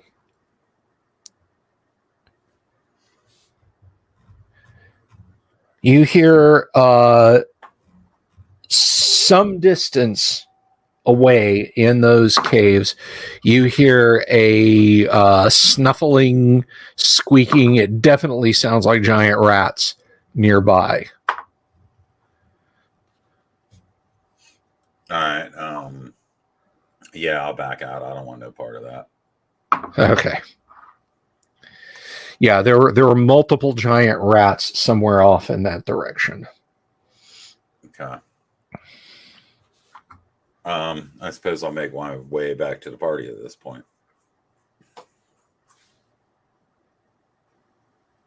Alrighty. We can take some giant rats if you want us to We go could. forward. There may be undead in there as well. However, we also have this small chamber, 20 foot by 20 foot, I'd estimate, to the north. You might have to squeeze through. A dwarf might not make it. Throw a torch in there. You know? As far as I mean, not the rats. As far as that small sand-filled chamber, wasn't that already explored? Yeah. Yeah. Well, I don't think we've opened everything in there. It was just we previous party carried out pots with some money, and that was it. Oh, Mhm. was that it? Yeah, Yeah, so that we was made it. it all out of there. Well, then we have the way to go through the track, through the crack, rather. Yeah. Uh, That's wanna if do it? we. Yeah, well, let's go ahead, see Yeah. if we meet with those rats, and chuck a torch at them if we do. I hand you an extra torch if you want. I got 6. all right. Actually, that's a lie. I have 5. So we're going to go through we're going to, I guess, form up and go through the crumbled area of the room into the cavern. Yes, that is where you heard the giant rats at. Yes. Cool. I'm good. Okay, so traveling through the collapsed wall, which is fairly easy. The section of wall is 8 feet high and it's almost 20 feet wide, although it does narrow down to a point where you do have to go single file before you come out into the larger tunnel. You now do not see or hear the giant rats. They might have moved on. Oh, well, that would be excellent. Then I suppose we'll continue with our normal exploratory stance, and I'll just lead up ahead, moving silently as possible with the other guys behind me. Okay, so you come to the juncture. You have the large gallery that curves around to your left. You have a very narrow tunnel that goes almost due north to your right. And then directly across from you, the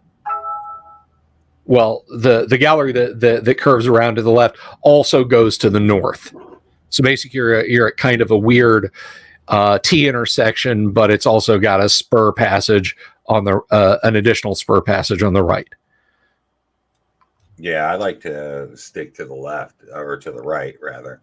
Is that fine with you guys? Yeah. You lead. I'm sure we would have discussed this before. You lead. We follow. Right. Yeah, I'll follow around to the right then. And I guess I'm in the back with the men-at-arms just for reference. So moving along immediately to the right, the passage narrows down to about 10 feet. And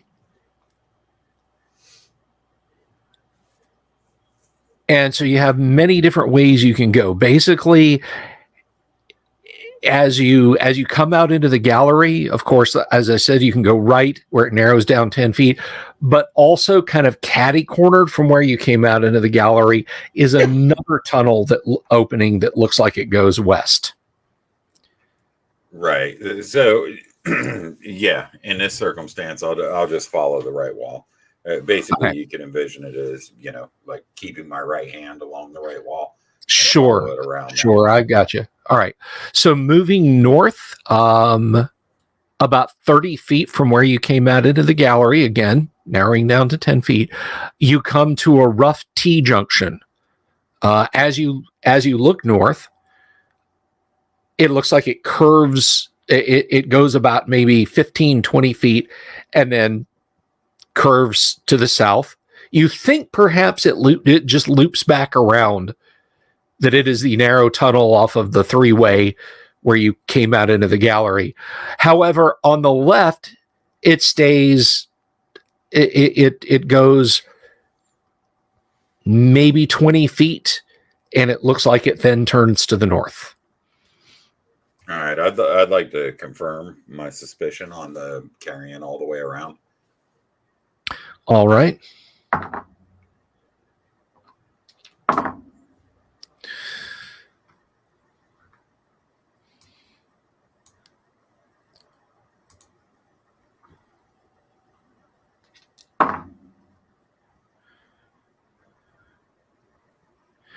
Okay. Now you're not carrying a light source, are you? No. Okay. When you round the corner,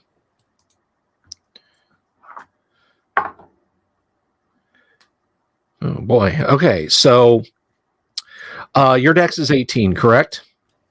No, it's 16. Oh, okay.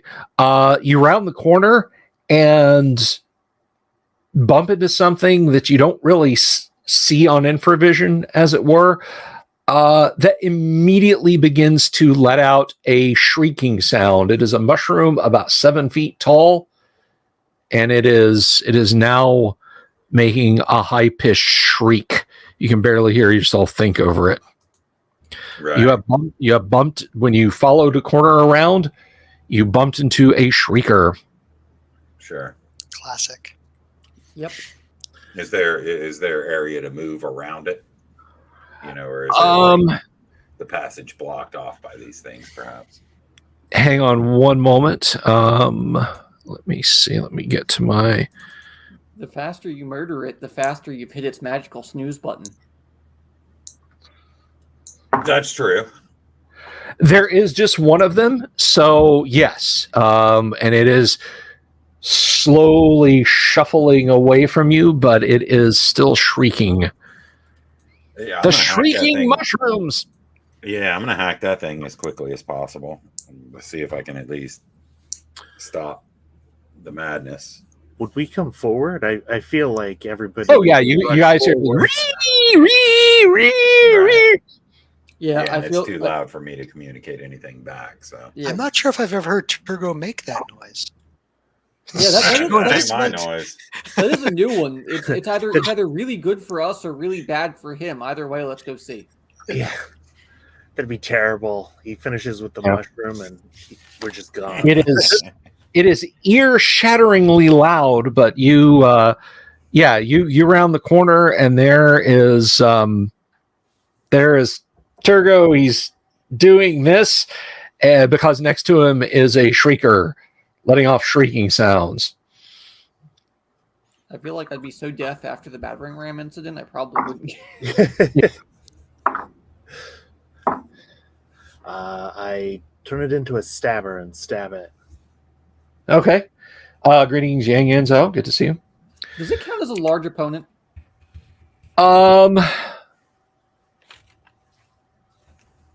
No, this is about medium. This is only about 6 feet tall. I just wanted to know as far as straightforward damage is concerned.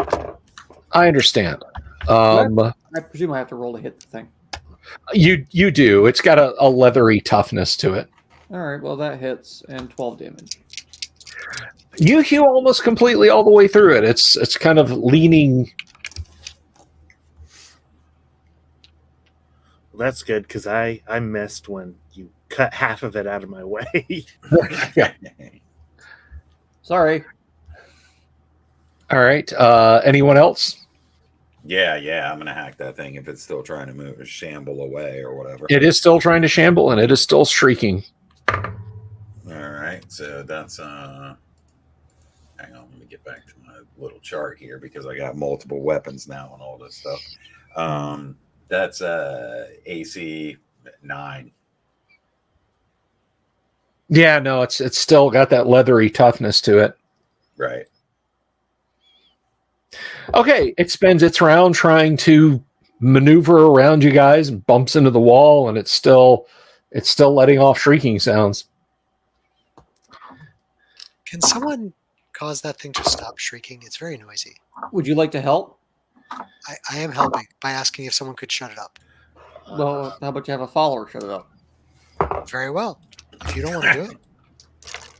I feel like there'd be a lot of yelling. It's like, you shut it up. No, you shut it up. There's always yelling when there's a dwarf involved. Not always. One Yeah, of my well, hirelings, one of my fighter zeros, rolled a 15. I'm not sure if that's good enough to hit it. Level 0 fighter. It's armor class 7. You rolled a 15. I'm going to say yeah. 2 points of damage. Yeah, that's you sever it at exactly the right spot. It stopped shrieking just in time for waves of giant rats to pour out of the wall at you guys. The noise concealed their movement, so they basically have a round of surprise. How many men-at-arms have you got? I've got 2. 5. Jeff has 5. So that's 7, and then there's 4 of you. So conveniently enough, let me see. I do have 1, 2, 3, 4. 17 if it helps. Abner, you're getting 2. Everybody else is getting 1. Lucky me. So Abner will roll. One of them does bite you for 2 points of damage. Ow.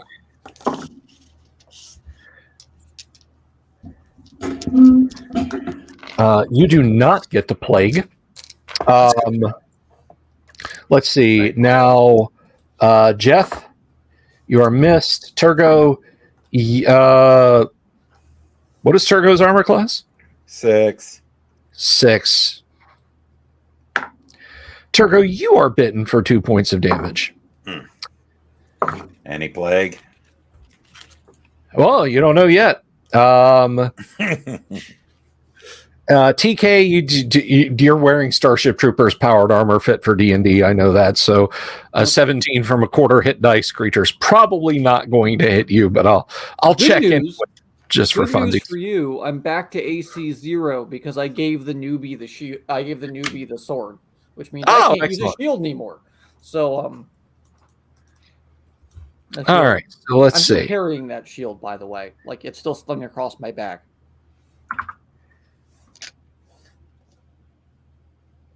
Alrighty, Labs for me, Mr. Rogue. Let's take a quick gander then. Armor class 0, 17 from our friendly neighborhood Mickey. I think he needs at least a 19. Probably needs 20. He needs a repeating 20, so he would have to come at you with magic claws. And let's see, each man at arms, that's a miss. Miss. Miss. Miss. Miss. Hit for 1.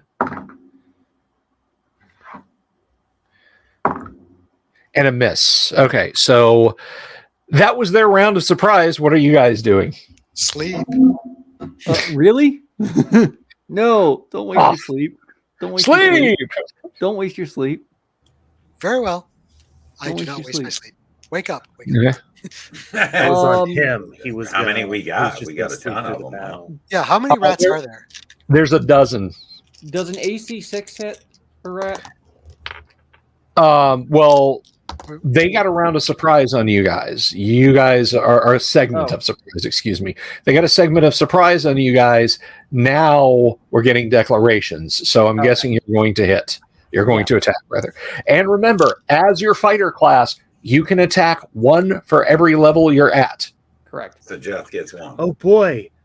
Wait, I'm a fighter 0. I get 0? Yeah, precisely. Both hirelings, both my bodyguards will attack rats. I will not cast sleep because it seems like it's probably not worthwhile. Okay. Jeff, you going to instabulate a rat? Yep. And I will lead the stabbing with the others. Turgo, you going to attack? All right. Yes, And Outlier can just probably how many can you can kill? 4? I can kill 4 a turn. I will perform a Mexican hat dance on these rats. All He right. actually just lays down and rolls around. Mark, roll initiative for us, please. Initiative 4. Party will go first. Awesome. It's not bad. Does a 15 hit from a fighter 0? Yes. Then the 19 will also hit. Okay. Okay, so then my 11 hits. Okay. Well, 11 plus 3 is 14. Anyway, Does a 13 hit? 13 from fighter 1. Let's see. Fighter 1. that is a AC 5. Nope, AC 7. Yes, that will hit. 6 damage from me. You destroy it. I kill Excellent. 3. Okay, so that's 3, 4. Hireling hits for 1, other hireling hits for 5. 5 dead rats. One is only superficially scratched. Doomsword. All right. So with the longsword, And yeah, it's going to be a miss. Okay. one hit from And- 1 hit for 6 from Man at Arms, and then 2 1 HPs. Sorry. Okay, That was so the worst that's way to say that. 3 Man at Arms hit, 1 for 6 damage, 2 for 1 damage each. okay. So that is 6 of a dozen rats that are dead now. My longsword missed, Okay. and my dagger also missed, unless it's AC 8. It's not. No, it just jumps out of the way. Gotcha. Okay, so there are 6 rats left, and Hopefully, my bodyguards get rid of the ones that were on Abner first. all right. It's dark. It's chaotic. They're not really intelligent creatures, so they're going to stay in the mix and keep attacking.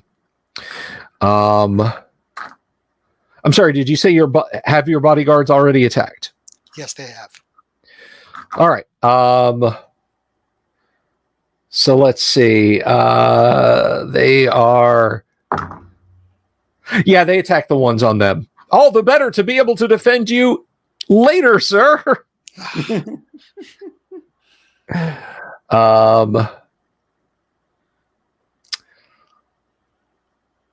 Okay. Turgo missed, so that's a miss on you.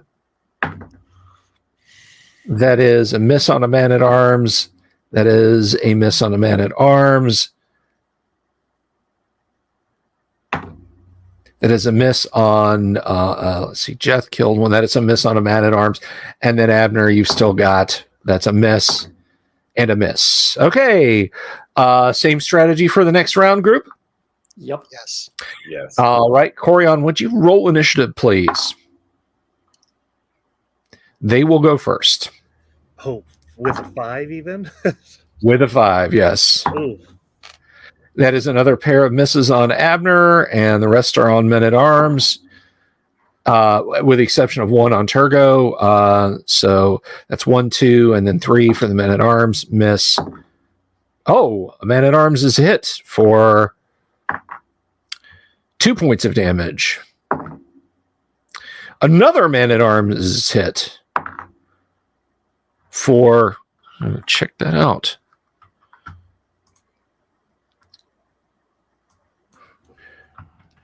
No, Narpig.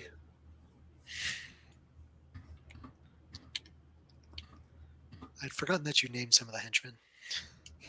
I got them. They're Ator, John, Narpig, Stuck, and Marshsmig. What was the last one? Mars. So that's 2 points of damage to that man at arms. And that ends the rat's attack round.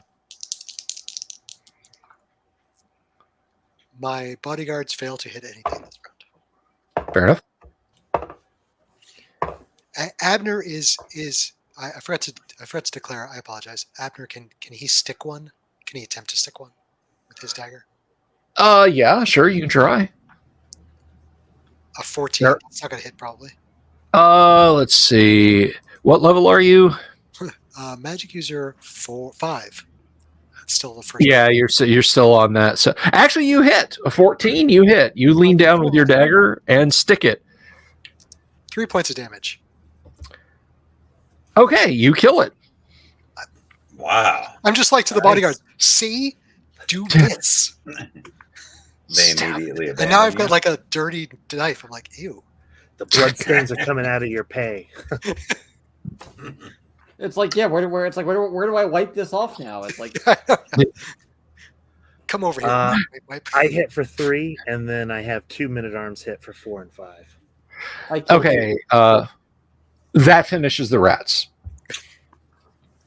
That is the end of the rats. Abner is horrified he actually had to do work. Okay. Such a lowly endeavor. And you note Physical. Yeah, you note that the men-at-arms and yourselves with the scratches and everything, nothing is burning or numb or anything like that. Abner is one of the many heroes, one of the many lauded heroes of this battle. Yeah, Abner's over there like Mako at the end of Conan the Barbarian. I did it with my spear! That's how we do it. That's exactly what I was thinking when he did it. Okay. And nothing comes looking for you guys after fighting the giant rats. Coal bodies, characters, whither goest thou? Well, we can explore this room at least with light now. You I are. think it was a passageway curving around, right? Yeah, you're just in a tunnel. Well, I figured whatever's at the end of the tunnel isn't coming here either, so we can probably just walk right up to it. Yeah, this should be a wraparound from what I've gathered. Shall we proceed? Yep. Let's keep going.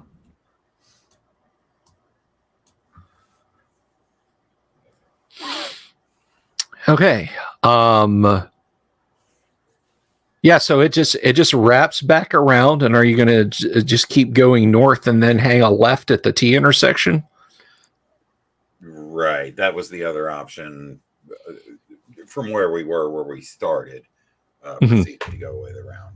Yeah, please. Okay. Let's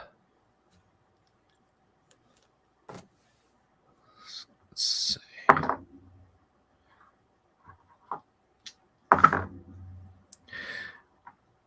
So, Turgo, as you proceed ahead, you can see that about 20 feet down from the T intersection, the cave opens, or the cavernous passage opens up to the north into a roughly triangular cave. There is a rock formation in the middle of the cave. 3 boulders, perhaps a little less than waist high on you, are sitting around a stone, a large flat stone, which is held up. It looks almost like it's been deliberately placed on 3 roughly equal size boulders. So it appears at a glance like stools or chairs around a table. I see what you're saying now. Okay. Right. Yeah, well, I'm not going any further. I'm going to come back to the group at this point and relay to them what I've seen. See if we want to approach this with some sort of strategy. Did the passage continue on past that? Yes, past the roughly triangular cave, there was a 10-foot wide opening that seemed to go north, and after a short distance, open into an even larger cave. Gotcha. I smell ogre. Or giant, or something far less savory. Crap, there is that giant. We know there's giants in here too. Well, it seemed that the things were pretty large, and either they're using them as stools or seats or bowling pins. Wait a second. They might be giants. You mentioned giant. And it was a giant that killed my husband. Right? Well, It was a giant. It was totally a giant that killed your husband. Right? And totally not the, javelin-sized hole in the back of his head that I saw when I exhumed his body. He was into tray panning. It was a recent thing that he got into. giant threw a rock right through his skull. Yeah. It was just a pebble. I'd probably believe it. Well, I mean, he was pretty hard-headed, but, You know. Yeah, it happens. So let's carefully advance up to the triangular cavern, shedding some light in so we can see better what there was. Thank you for reining in my impulse. I'd prefer to creep along the right wall to try to Okay. stay out of the light that's cast in from the torches or whatever. That way I can maintain some sort of subterfuge while you guys shine the light up in there. All right, so you're staying ahead of the torches. Yeah, I'd like to stay off to the right side so that they can hopefully proceed in, and the narrowing of the entrance there should, push through the light from my estimation. Okay. You're as quiet as a church mouse as you proceed to the north. But the rest of you are coming along with a light source with a torch behind him, correct? Yes. Yes, we are. A rough yet soft voice from the northern cave says, "Ah, but what is that light then? Perhaps we have guests for lunch. Brothers, come forth. We have guests." Oh boy! All right. I do hope it's ogres and not trolls. Thump, thump, thump, As soon thump. as I hear You the can thump, now see from the torchlight, there is an ogre, not only dressed for an ogre. I mean, there's still, the clothes that an ogre would wear, but they all seem to be roughly a uniform color. It's an ogress. Basically, a crude approximation of finery. And he rubs his hands together and says, good day to you all. Good to see you all. My brothers will be along forthwith. You have arrived just in time for a morning meal." Awesome. Hi. Greetings. Do I feel like? Sorry, I apologize. Do I feel like this guy sees me? He's looking out. The torch came along, and he's looking at the party as the party walked into the triangular room. I do have a plus 35 on my reaction. He kind of sweeps his gaze across you all. So yeah, you suspect he sees you. All right. Hard to hide in shadows when you're illuminated from behind by a torch. Yeah, sure. And yes, you do have you do have that, and you greet him. Do you speak Ogrish? Well, he was speaking Common, so I'll give you that. I do have. I'm just gonna start doing this. There's an ogre in front of me, and I got men-at-arms. I say, stab him. I can. I speak Giant, so I can address him in both Common and Giant. He's gonna eat us. Do not make me cast sleep on you. Yeah, if your followers advance past me, I will cut their legs out from under them. Okay. The ogres aren't having any of this. The ogre isn't having any of this. He sees the men advancing, and he reaches next to him, just out of sight, inside the cave entrance, or the entrance to the northern cave, and you hear thump, thump, thump, thump, thump, thump. Several heavy footfalls. Let's get declarations. Mark, what is Abner doing? To the death. Oh god. Yeah. We brought a dwarf. Monster summoning 1. Damn it! Okay. There was a chance we could have talked to him. Monster summoning 1. Jeff, you and your fighting men are going to fighting. I am going to fighting them. Turgo, you're actually closest to him. Yeah, and I hope that I'm off kind of on the side a little bit. Go ahead. This is what I believe those in the military call danger close. I'm gonna have to get in there and attack him and hopefully hold him off until some reinforcements I'm going to charge arrive. in. Okay. Are you charging with a capital C? That is with a capital C. Okay. Save me. That's the whole reason I'm doing it. Also, Right. it keeps me further away from our new fighter because when he's done, I'm kicking in his teeth. And that is my battle cry, by the way. Is I'm killing the newbie. And, You know what a devolver Has a quizzical look on his face as you rush forward. Jeff dies after you. Good thing that Okay. you said Jeff and not Jeff.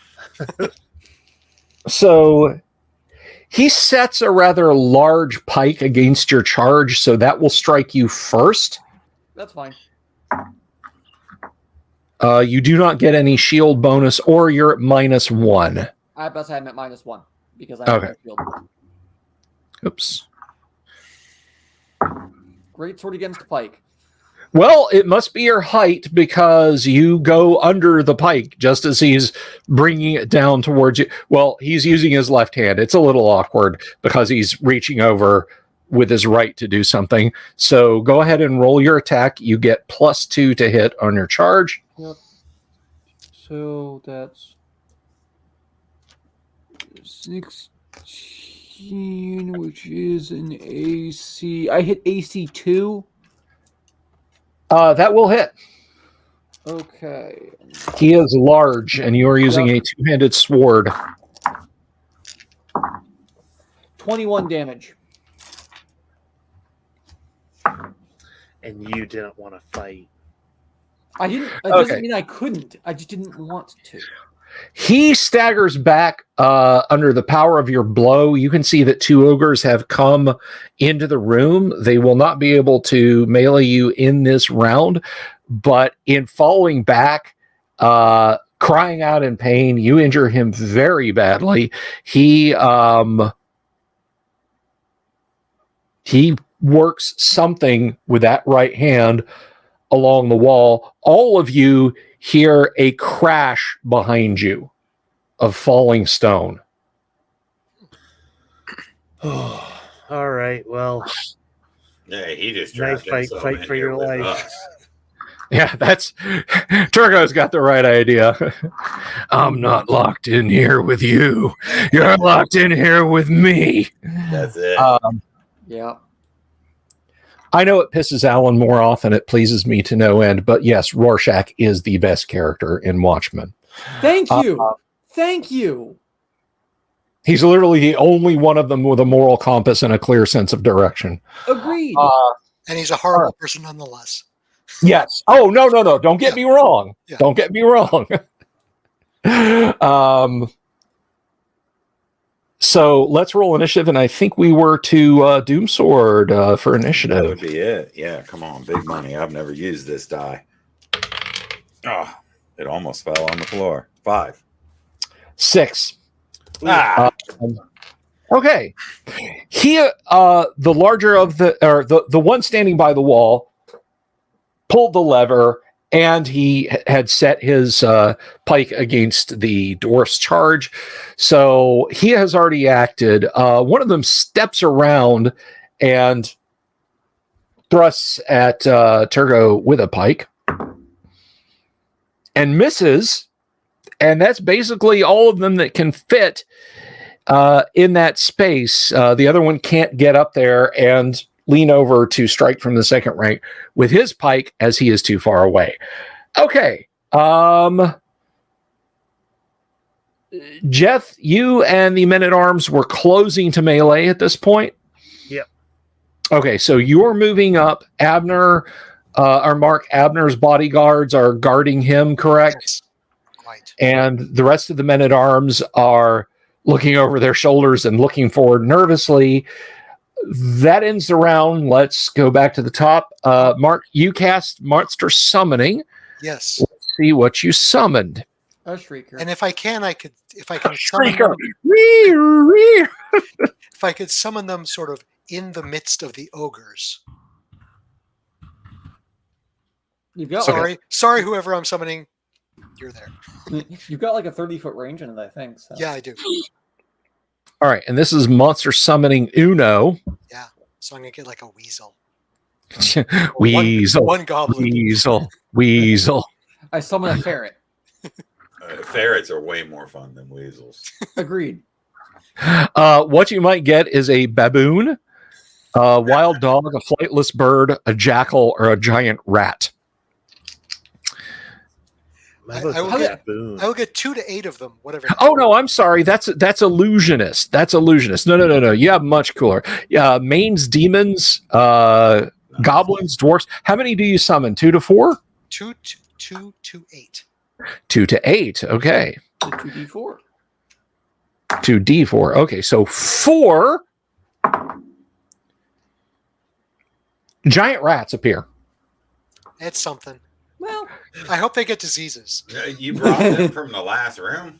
Yeah, they're just the dead they bodies. passed on to Awesome. the afterlife and just The- got the- summoned the right Pied back. Abner. zombie rat. Zombie rat. Squeakity, squeakin', squeak, squeak, squeak. Right. Okay. In the new round, Abner, you are now free to do whatever it is you're going to do. So what are you going to do? I would like to cast web if possible to catch the ogres because they're kind of tall. Okay. Can I get between at least some of them between some walls? Because I heard there was a crashing of rock, things like that. The crashing of rock was behind you. Oh crap! The Oh, I ogres see, are I in see. front of you Block in us a off. 10-foot. Gotcha. Yeah, there's basically 3 of them, and they're in a 10-foot wide corridor. So there's 2 of them fighting, and one from the back who's just come up with a rather large pole arm. I am going to cast the web, like 7 foot up, 7 foot up, so it's a little taller than most of us. And Okay. in that space with them, so it'll catch them on the shoulders. Okay. Jeff, you and your men moved up. You may melee in this round. Turgo, you're right there. Do you wish to melee? Yeah.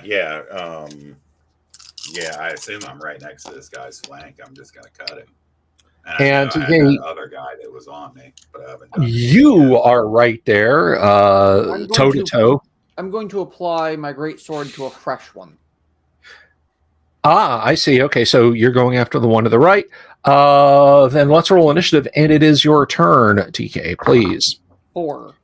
Ogres go first. You are on the receiving end of a couple of pike blows. I figured. That is a hit. That is a hit. Okay. So you are taking 2d10 damage. Okay. Well, they can't kill They me. rain blows on you for 13 points of damage.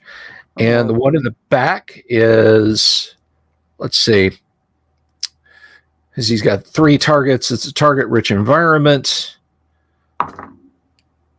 This one is going at Turgo.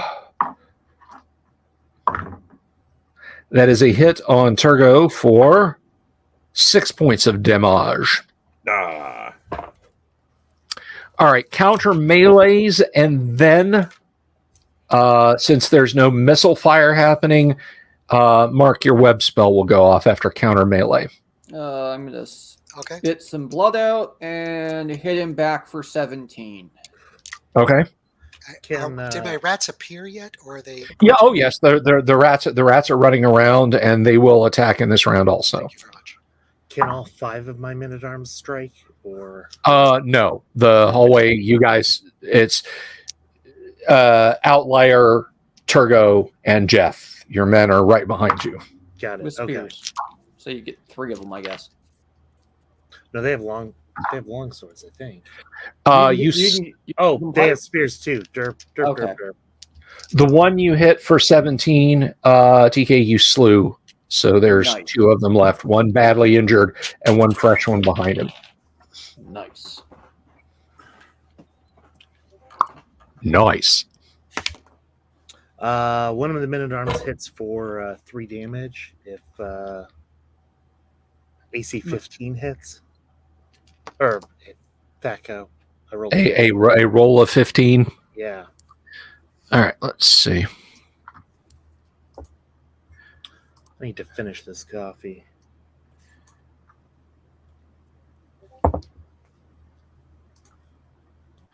How about Turgo? yeah. I'm gonna go ahead and attack the guy that the dwarf charged. Okay. This is with the long sword. That's AC 5. That will hit. And a nat 20 with the dagger. And that's +3 versus larger than man-sized. Okay, yeah. So you will get +3 on your damage. So it's 4 to 7.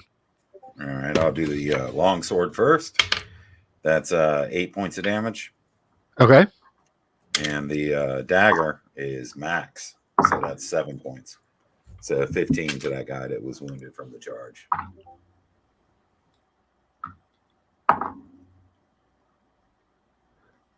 Oh, the one that was wounded from the charge? Oh yeah, you kill him outright. He did not have just like you just he's trying to hold his belly shut and fight. Right. And you just find a couple of spots that he's not able to keep shut and just insert wiggle, wiggle, wiggle, and he's dead. He can keep his throat. So there's one left. Jeth stuck him for 3, or Jeth's men at arms. How about Jeth himself? Did Jeth hit? I just have the worst luck. Sorry, brother. Okay. So 4 giant rats attack him then. Been funny if they had all hit, just he gets eaten alive by this wave of giant rats. But no, they do not. Web goes off. He does not make a saving throw, but he immediately starts tearing at the web. He is an ogre. But he is enmeshed right now. All the ogres are dead. The dwarf got his bell rung slightly. Everybody else is okay. And there's one ogre who is trapped. The web effectively caps off the hall. That also caught the rats because they were swarming around his feet, attacking him. What do you guys want to do? Complete the task at hand. Yep. Okay. There's one left. We got to search these guys, right? Yeah. Yes, there's one ogre left. Remember, guys, meleeing someone in a web means you'll get stuck in the web too. I'm casting Cure Light Wounds on myself. Burn Okay. The web. Burn the web. You get back 4 hit points. Oh, you were rolling? Okay. I did. Yes, I did. Someone up in the front, burn the web. I tell one of the men-at-arms to throw their torch into the web. He eagerly does so. The rats scream and die. I'm not even going to bother rolling damage for them. The ogre takes, wow, he takes max damage. He is screaming. He is on fire.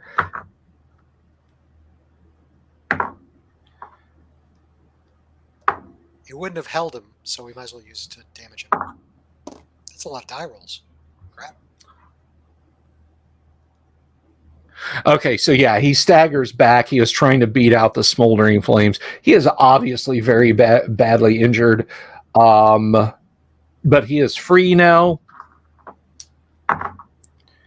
And he staggers back, like, just out of melee range, and he is begging for his life. No, please, no!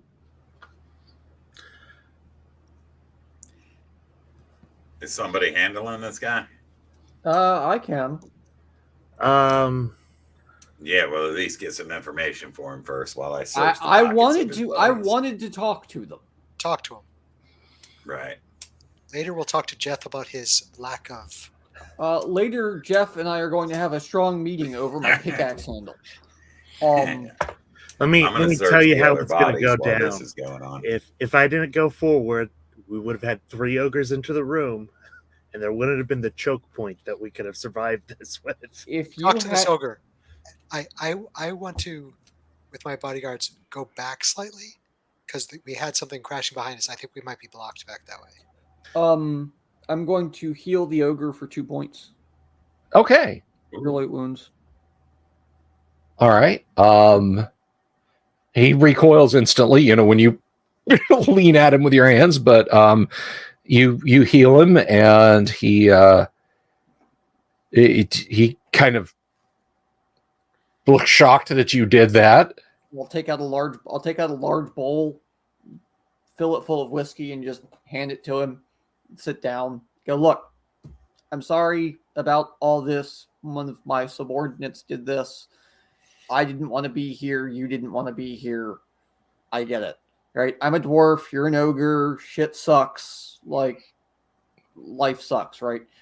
At least have a drink, and we'll deal with your friends here in a sec. I'd like to be kind of amiable about this. Does that sound fine with you? He nods enthusiastically. Of course, Governor. Whatever you say. Cool. What mean amiable?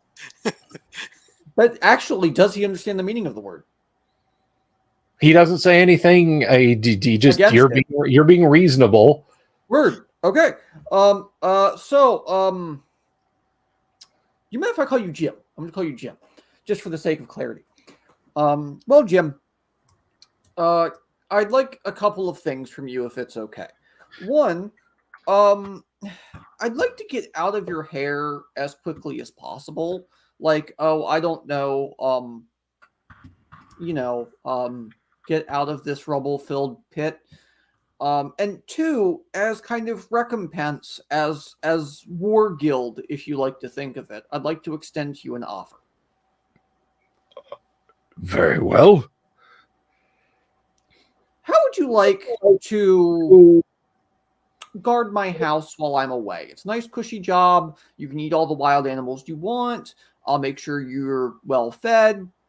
You have a drink, that kind of thing. There might be a she-ogre in it for you. I'll see what we can find. Just come and work for me. Get you out of this hole. I can't replace your family, but hey. I suppose so. Under the circumstances, sir. That sounds like a more than fair opportunity.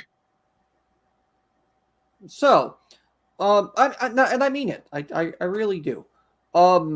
You tried your best. You tried your best, and I see that, and I like to reward good work. So I tell you what. We call it good. If you don't mind seeing us out of here, and I tell you what, I've got the remnants of 20 gold on my character sheet, so I've got 10. Okay.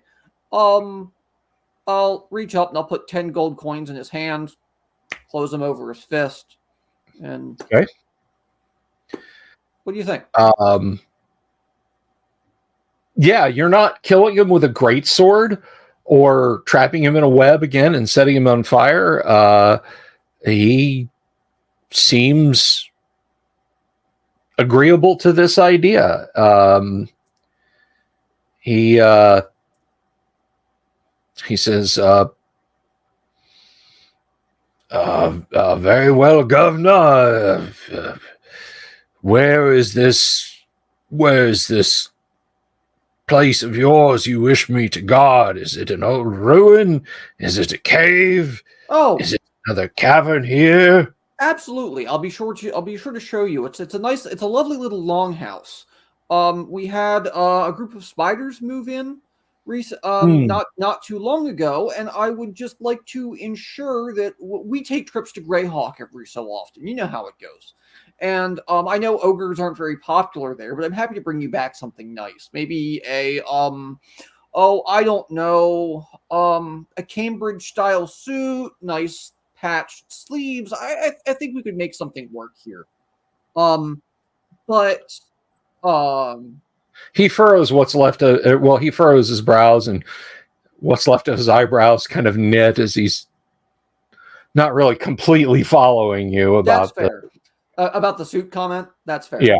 So anyway, just suffice to say, while we're out in town, I just want you to make sure that there aren't any more wild spiders or anything that move in for when we come back. You dig? Of course. Pretty easy job, right? It would seem so, yes, sir. Cool.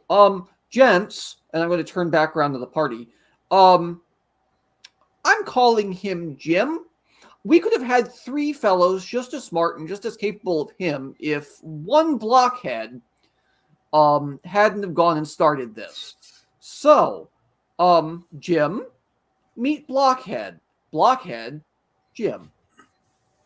Hello, Are you Blockhead. serious? I thought this was code for backstab him when he turns around. No, I'm entirely serious. All right. And I We will cut got, down and I will cut down anyone who disagrees.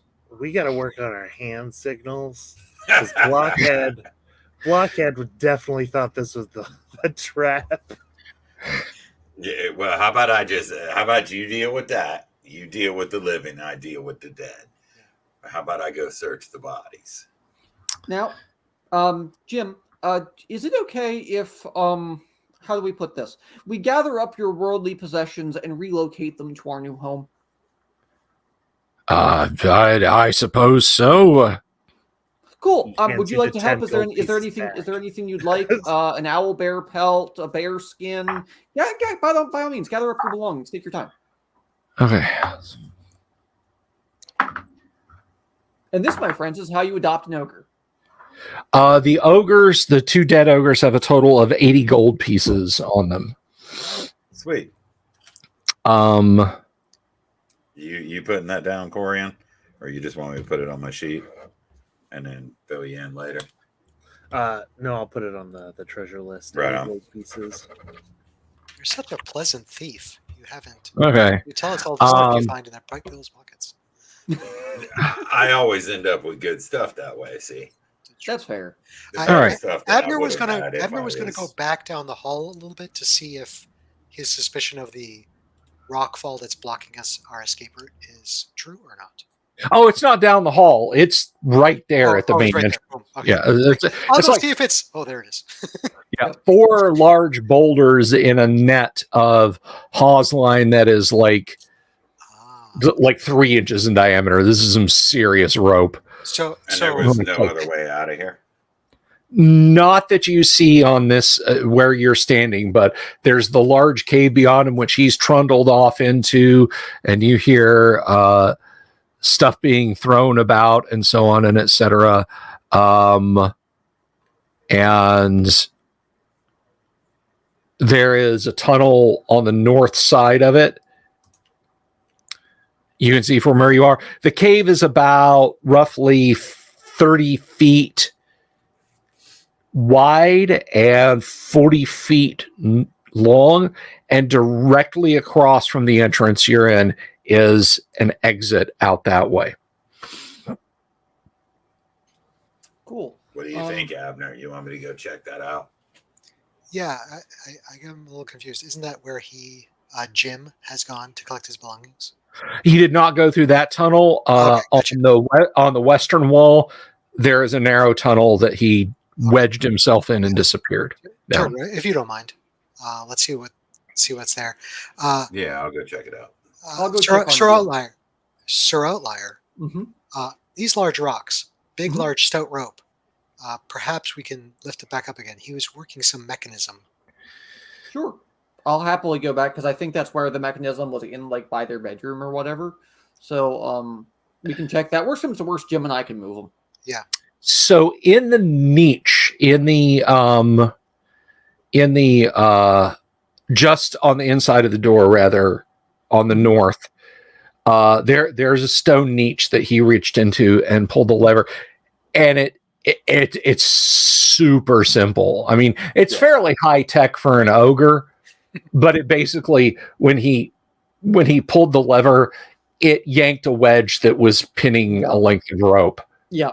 That was running across the ceiling, holding the boulders up. Yep. And the Good. boulders are still in this net bag, so Yeah. you can yank the rope, the boulders go back up, in theory. Maybe. With ogre strength. Yeah, that would be the Which only. Outlier has. Yeah, it would take probably both Jim and me to do it though. Let's see what Speaking of- Turgo finds that way. It might be interesting for us to continue on that way. Yeah. Okay. Speaking of, how is Jim doing? Do you hear clanging and clattering and crashing and so on and etc. He is apparently gathering all of his worldly possessions up. Awesome. Turgo to the north. The exit or entrance, as it were, to the north. It's only about 5 feet deep, and then it takes a sharp turn to the left. It is narrow enough for one person. You cannot imagine how the ogres could have wedged themselves through here. Because you almost have to turn sideways to get your shoulders through, and it doesn't broaden. It doesn't broaden out much more until past the 10-foot mark, when it turns north, and it looks like it opens up considerably. So it's rough going getting in there. It's kind of easy going through, but then when you make it to the next turn to the north, you can't even touch both sides of the wall. Mm-hmm. Yeah, I'm going to proceed a bit, being that the ogres wouldn't have been able to make their way through there. Perhaps it's a unmolested chamber or something like that. And I imagine monsters will come out and attack the ogres if monsters resided within. Okay. And Turgo is elven or half elven? Half elf. Half elven. Okay. Okay. You come to what is essentially a kind of offset two-way intersection. There is a 10-foot passage to the left, and then just kind of to the north east is a passage that seems to open in a cave. The air here is stale, but cold. Right, so that passage to the left, that's the one that opened up, or the passage to the right? One of them end after 10 feet? The passage, yeah, the passage to the left is 10 feet wide, roughly maybe a 10-foot tall ceiling, and it opens up considerably, and it splits off into two directions, one turning south, the other kind of meandering west, northwest. That second direction, you can clearly see about 15 feet along to the west, northwest. The hall is choked with rubble. But when it turns sharply south, you see that it is it is open and free. Okay. I'd like to I don't want to go much farther, but I'd like to actively search out this area and see if I see anything interesting. You know, search the passage there, and the area of rubble, and the area directly to the opposite of each side of that. Okay, so the area to the immediate that curves around to the south, kind of just sort of a rough cave. Looks really more like a natural cavern than anything that had a purpose, and it is empty. Okay. The area of rubble, nothing of note there. Okay. It's just a deadfall of loose stone and dirt. You don't know. It may have been piled there. It may have actually fallen from the ceiling, but it is floor. It is floor to ceiling. Can I go ahead and poke my head into the area that opens up just to get a better view of it, with the intent of returning and telling the guys what I found? Oh, you mean back behind you to the northeast? Right. All right. So as soon as you glance in there, you're not surprised, just because, you know, you're on your guard. But immediately, let me see. Giant chicken with glowing eyes. And bright plumage and a beak that turns you to stone. Something like that. Hey, I bought a silver mirror. That's not going to save you against the cockatrice. Especially if I don't use anything.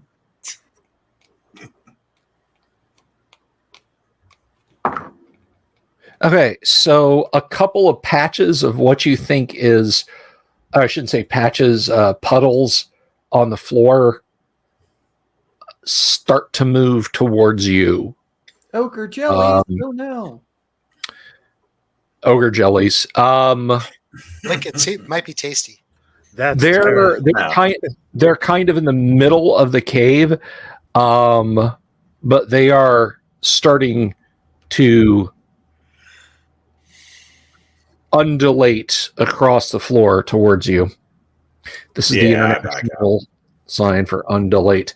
That's the international sign for run the hell away. Okay, let's go ahead and roll initiative just to see if we have a lively pursuit as a man tries to flee from Jello pudding. Half man. Okay. 4. That's what she said. Yeah, you turn and beat feet and kind of wedge yourself around. There's a horrifying moment when a buckle or a button on your vest or something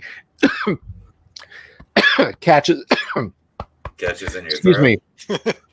Catches in my throat, catches on some stone, and you just kind of this mental image flashes of the gray ooze basically slurping up as you find your way through. But that moment passes.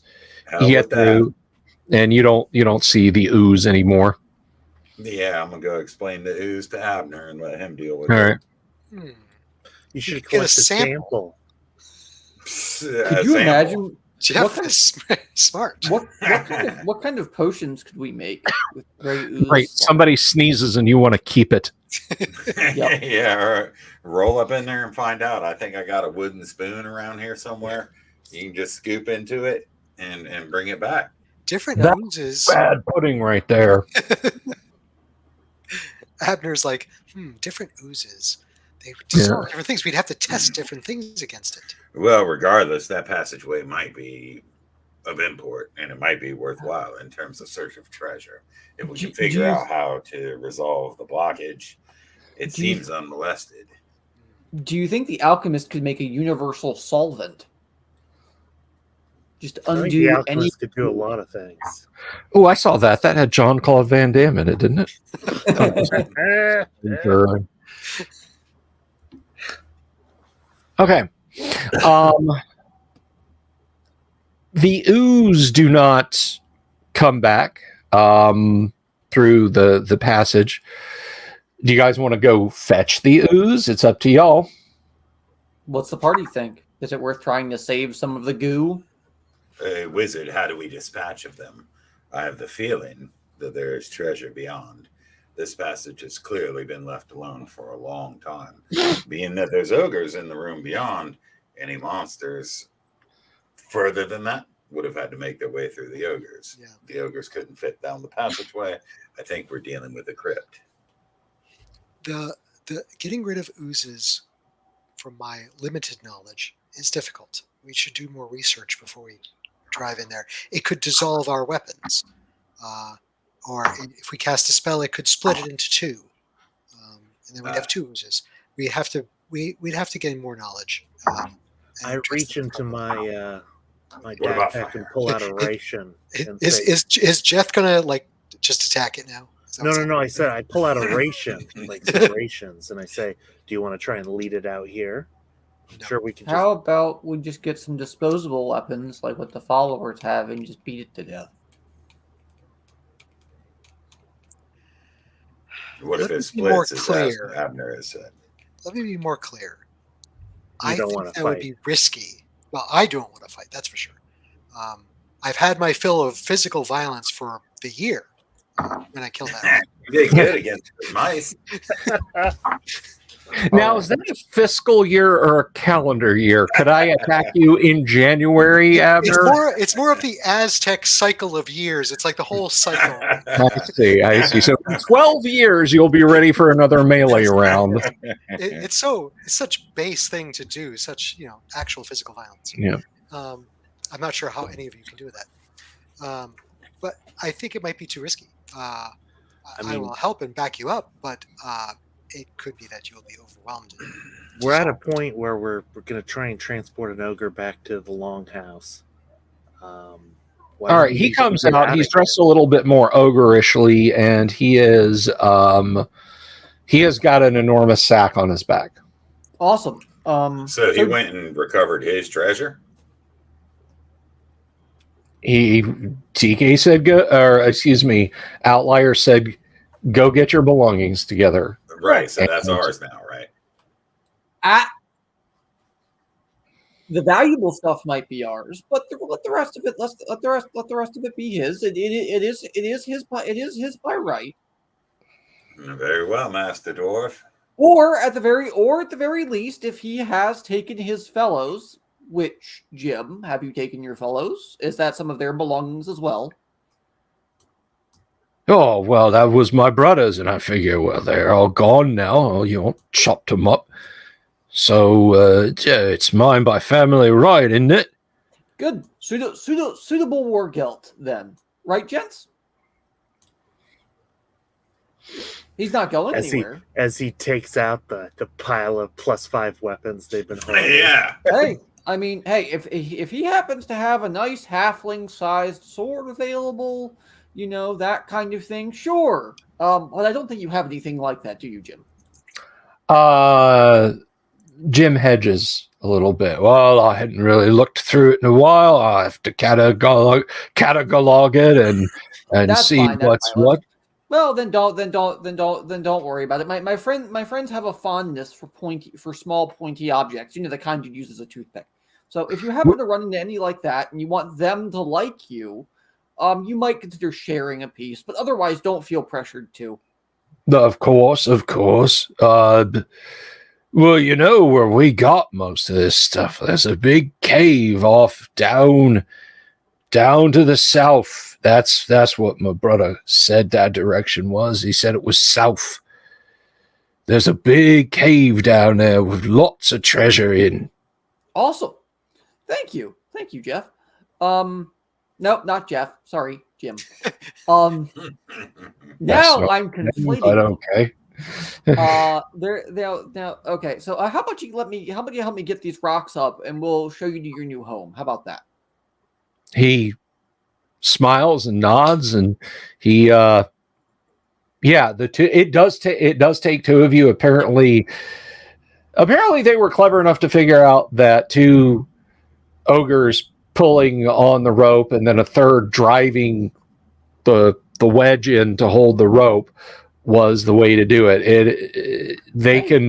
You and he can pull it up. Somebody is going to have to take some mighty blows to wedge the rope in place, unless you want to try and find something to tie it off. But this is, you figure you've got to be lifting like nearly a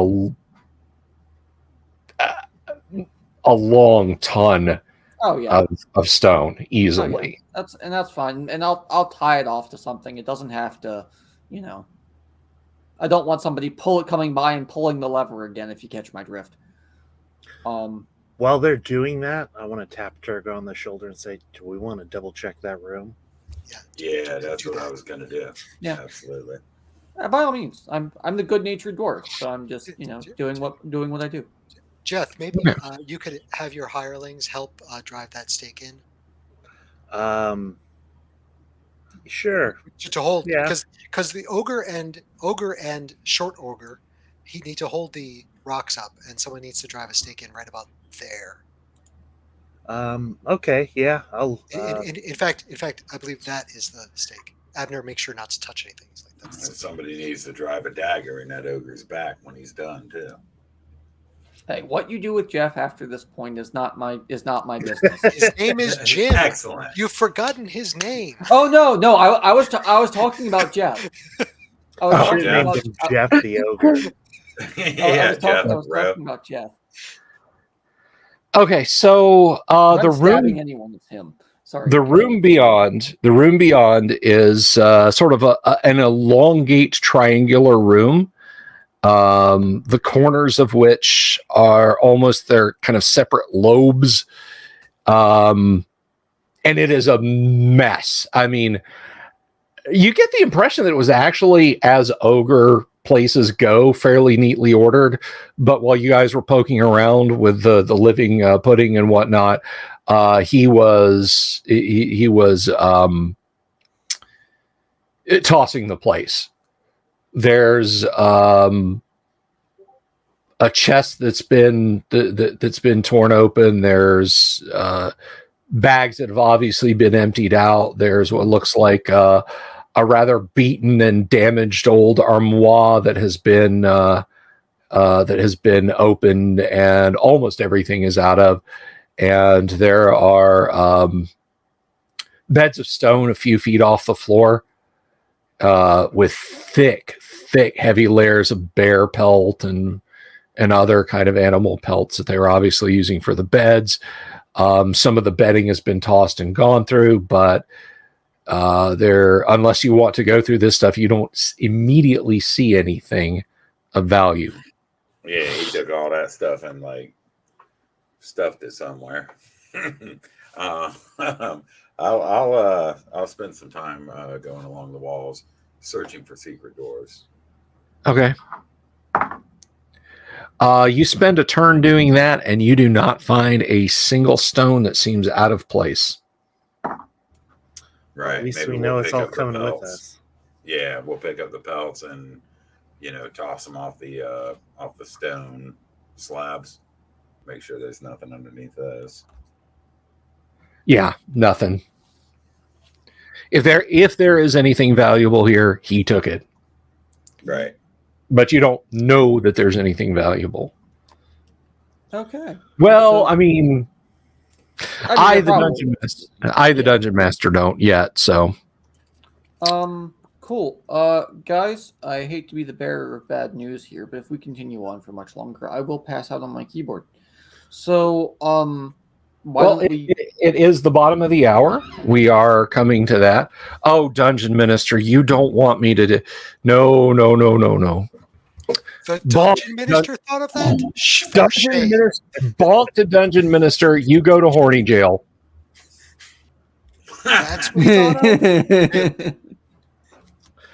I was gonna make a joke about he took all the books, but That is one. Oh my gosh, that might be one for Neckbeardia right there. he took the Venus de Milo with him. Yeah. Yeah, I was getting that he shoved them all up his ass, but this guy's worse. Oh my god. Anyway. His All right. donkey, So Will. His donkey. that's not better. That is not better. All right. That's where we're going to wrap for this evening. Leaving on a high note in the classiest possible way, butt jokes and ogre porn comments. But thank you, everyone, for hanging out in the audience tonight. We had a great crowd tonight. Always a lot of fun. Thank you to my players for playing. I think we are going to adjust the schedule just a little bit, but not quite this late. We'll be starting at 8 o'clock. So 7 to 8 preamble, and then game at 8 o'clock. Or no, 9. 8 to 9. Sorry, clocks go that way. Right. Anyway, so we'll start later is what I'm saying next week, guys. So thank you once again, audience. Thank you, players. Have an absolutely wonderful day. Now, tomorrow, guess what? You got to behave. Everybody's got to be on their best behavior because Kyle is back. Guess who's back? Back again. Kyle will be here. We will be playing Classic Traveler tomorrow night. Kicks off, Nice. I believe.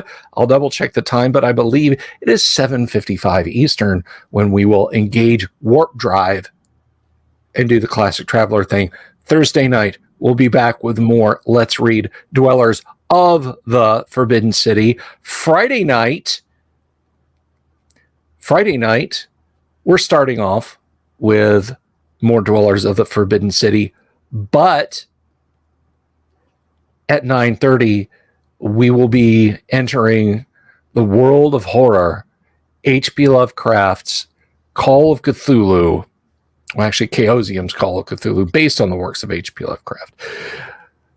And that all starts Friday, the October Spooktober live play sessions of Call of Cthulhu. So I hope everybody is hyped for that. I will see you all the rest of this week. Some of these fine folks, you will see live streams later this week, but have a wonderful night. And thanks again. Peace, everybody.